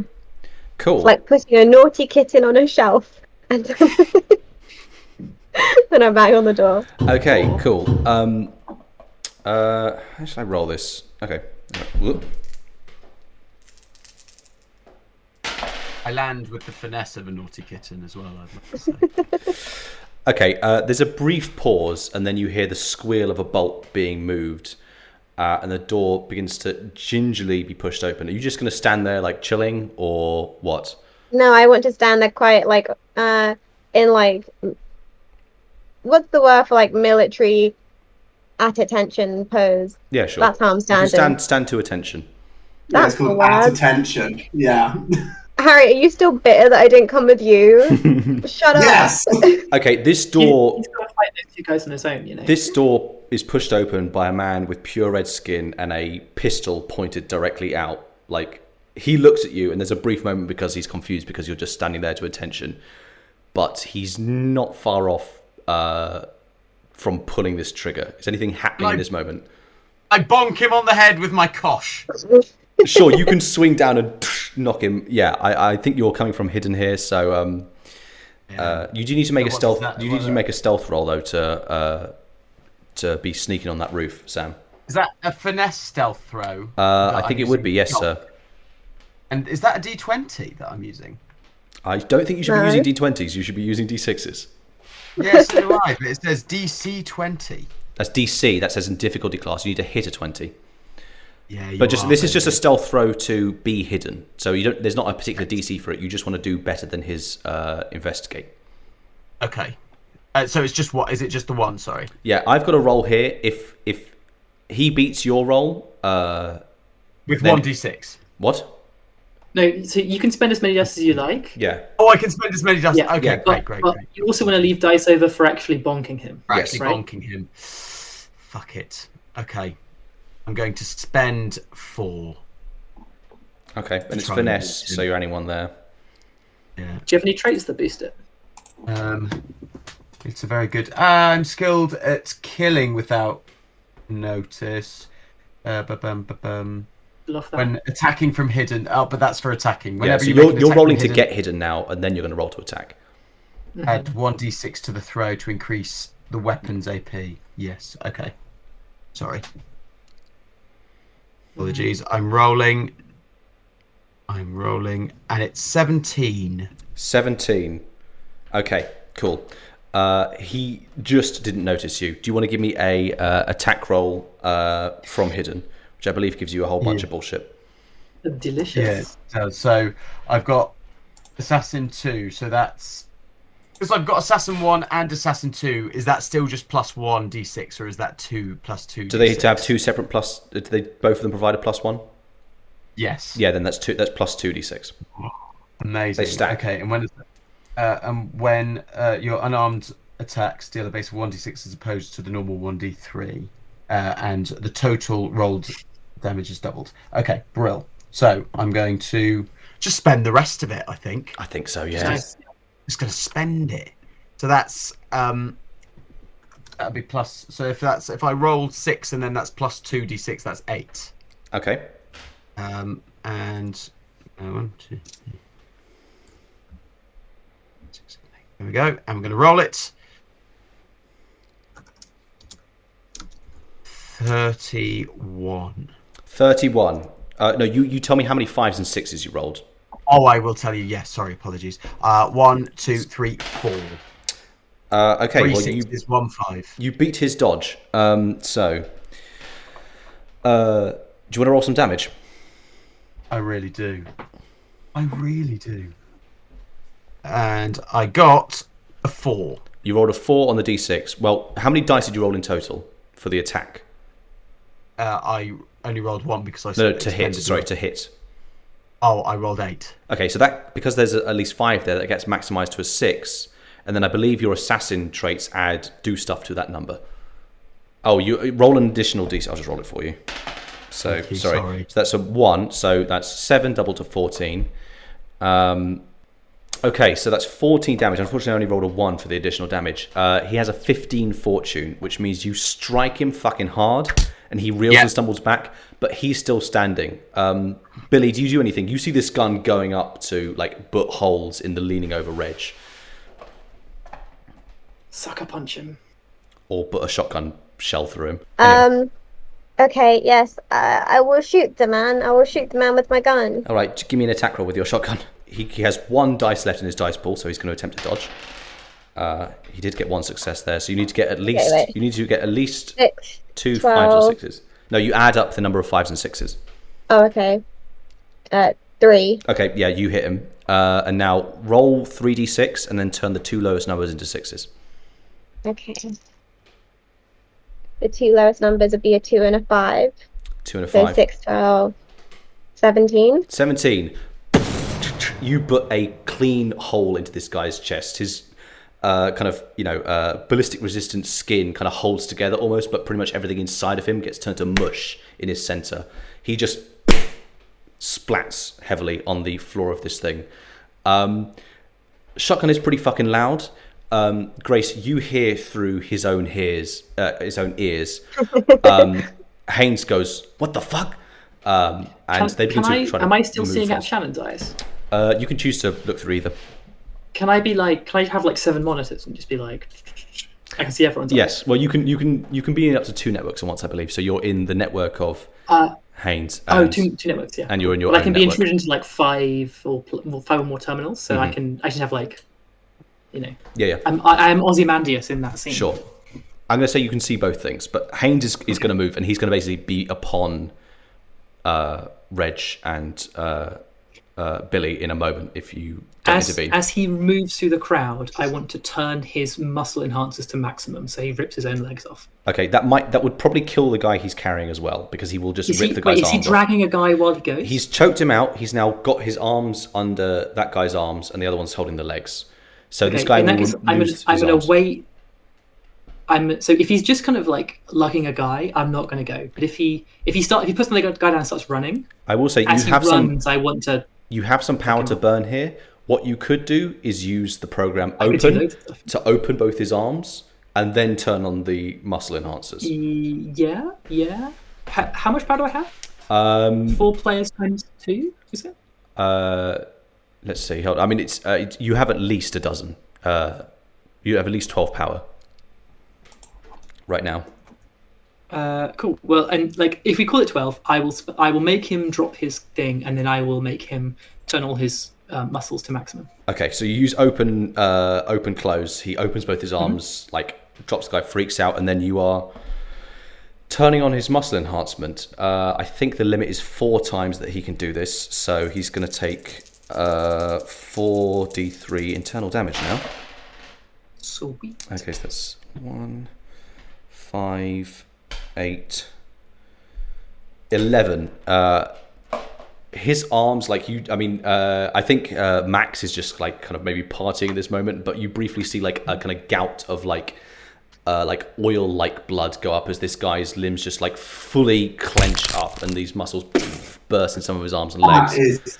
That is fucking disgusting. Yeah. He screams in pain. So I have an important question: is can I do it again? They're probably going to try to do everything they can to get you out of their network now, but yes, that's certainly possible. But like at a moment's notice, I can simply make his legs kick themselves off. Yeah, pretty much. Amazing. Great. Right. I'd also like to turn off his communications. I'd like to fill their communications with static, and I'd like to white noise. I believe that gets noticed as soon as they try to communicate, but yeah. Cool. So no communications, and he can't see. Cool. At this point, we're going to go into hot temperature because bullets are literally flying. Reg and Bonnie, you're looking into the back of this thing. You see, you've never seen a wet printer before, so you don't know what they look like. But this thing is like, looks like a kind of an oversized version of a PC tower, combined with a chair with straps and then some kind of thing that clearly fits onto a head. This doesn't look like the kind of thing that prints out a like physical like flesh in any way. Yes. She called it. Yeah. Do I recognize a thing that you would use to fuck with someone's ghost? You think yes, this is some kind of ghost transplantation system. Okay. Isn't this the driver swapping thing? Yeah. Kind of, yeah. Yeah, they've been giving people the driver that makes you blow your head off at a concert. Jesus Christ. Yeah. Yes, this would be called ghost dubbing, as in from what it appears, they are abducting people and dubbing in the ghost of Gialloy into them, which means that this machine might contain a digital replica of the consciousness of Gialloy, which you can do with as you please. This may be Gialloy. This may be what Gialloy is in his entirety. Zola from. Anyway, Hydra. what are you two doing? I'm going to say I'm going to tell you what this is over the comms. So what do we do with it? Do we bring it to Esme or? This may or may not help. Can I ring up Esme? You can try, yeah. Okay, I'd like to dial Esme, and you can tell me when I get through. She picks up. I've got it. I've got his heart specs. All right, I'm sending you the biometrics now. They don't have a printer. It doesn't. It's not that they don't. What? They don't replicate Gialloy. They've been ghost dubbing him. The fuck you? What? There is no bioprinter. Oh fuck. The man on the column is a rando they picked up and they ghost dubbed. If you want the machine, you can ghost dub your politician. That's the best I can do. I'm not gonna. She's kind of stunned for a moment. That killed someone. You realise if you rip out their soul. Do you want it or not? That's what I've got. Just burn the fucking machine. Click. Okay. I pass on the phrase in her voice. Burn the fucking machine. All right. What can we do? So, Shannon, you might have something that's highly explosive grenade. You have a high explosive grenade. Yes. Ideal. Yeah. Let's do it. Yeah. Burn it down. I will use my high explosive grenade. Okay. Oh wait, that will kill a lot of people, right? Well, no, I mean it's a reinforced container. It might just go out the sides and like you know. Sick, right? Nice. Let's do it. Okay. I'm going to say you've just crippled their leader. So in terms of reactions, and you put a hole in the guy who would be fighting you. So I'm going to say you have time to throw this thing in and just get the fuck out of there. I mean, you probably want to close the doors behind you. Let's do it. So I think we're going to go into kind of narrative space here. I mean, this machine. To be clear, this machine cannot survive a high explosive grenade detonating next to it. I think that's fair to say. This can just expands at the sides and smoke bellows out. The doors just like fully launch off and skid down the street. They take out the legs of a few rioters. What are you doing? I mean, do you get the fuck out of here? Max is still in this crowd. Are there two, what's it called? The other two cyborgs still heading back towards it? I mean, Haynes is going to be like Haynes is blind and has no arms. Haynes is going to kind of like, you know, choking blood, is going to shout out, "Get the can!" To the other guy who's like trying to move through this fucking crowd who's constantly beating it back. Actually, I'll make a roll for him. He takes damage from the crowd. A few people punch him in the jaw. Yeah. He's in a mess of his own That's making. good. How much damage does he take? He takes 1 physical external damage. Oh, god damn it. Okay, I'm gonna, like, oh my god, the police are coming again. Oh, God. I'm gonna, Oh, is it now? Is it a hot scene now? We're hot now, but I think really like we're kind of in a narrative space where you could say I get out of here, and that's really the end of the scene. I was going to get out of here and attempt to do the make some calls thing on the final cyborg, given that the police are turning up. I will allow that in the kind of cold. The police are beginning to roll in. You can see the kind of blares of red and blue. The crowd is big. There's going to be a massive punch up here, but you lot can kind of extricate through other means. What's up? Just a quick question. Can I detect... does the cyborg who we've killed, do they have an arm that I could take for Dej?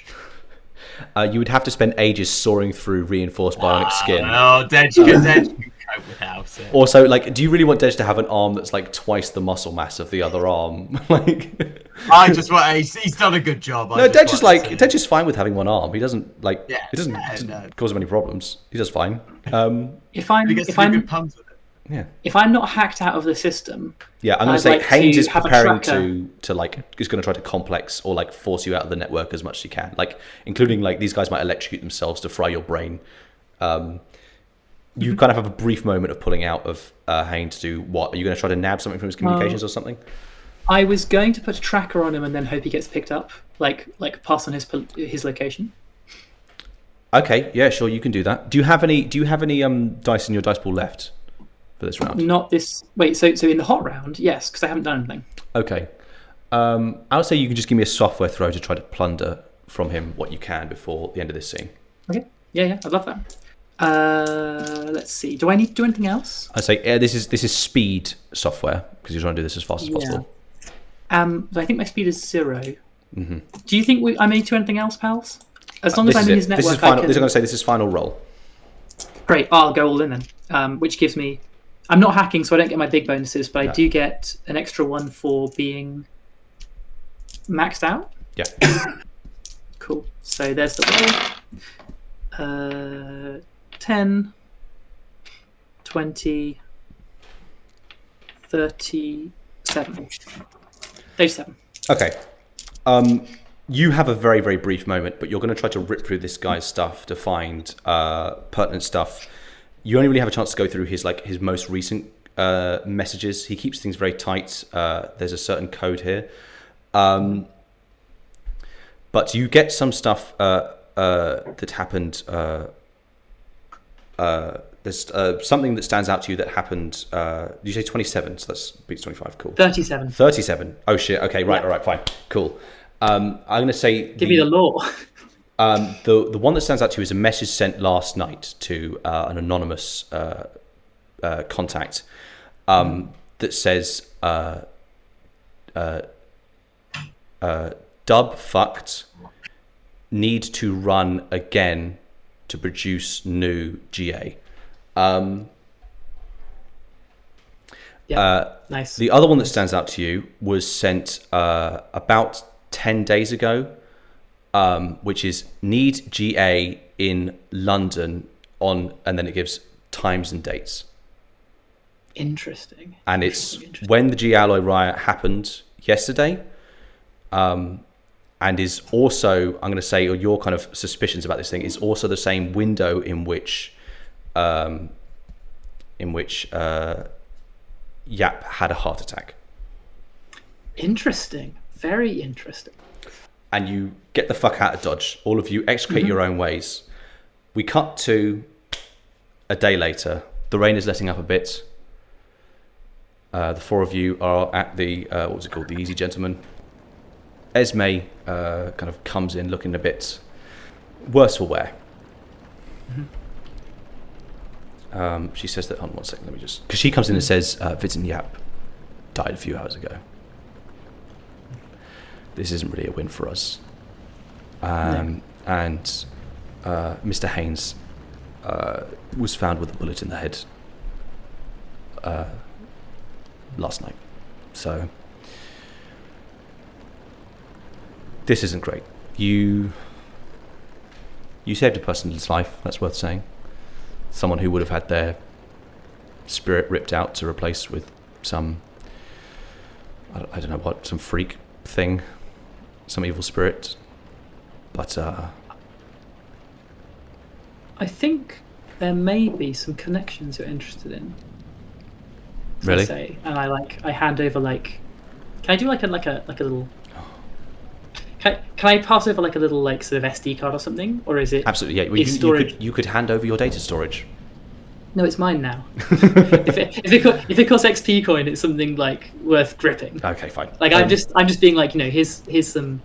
Sure. And You can hand over transfer the stuff data. from Haynes. Yeah. And I say, where did you get this? I got it from Haynes. Last night. It came out right out of his skull. Jesus. She looks at what you've given her over. I said, "Well, this is." I point at the correlations. No, I see it. This is something we can. This is certainly something we could build upon, and I could use some leverage. I could also use some people who would be willing to put their hands into the filth. She looks over at Max and said, "I did say I would put in a good word for Mother, but perhaps you'd be more interested in staying out here in the cold for a brief while." Looking over to the 3 people you've done some weird shit with. Something you'd be interested in, Max? Well, as much as I'd like you to put in a good word with Mother, I also don't hugely want to talk to her.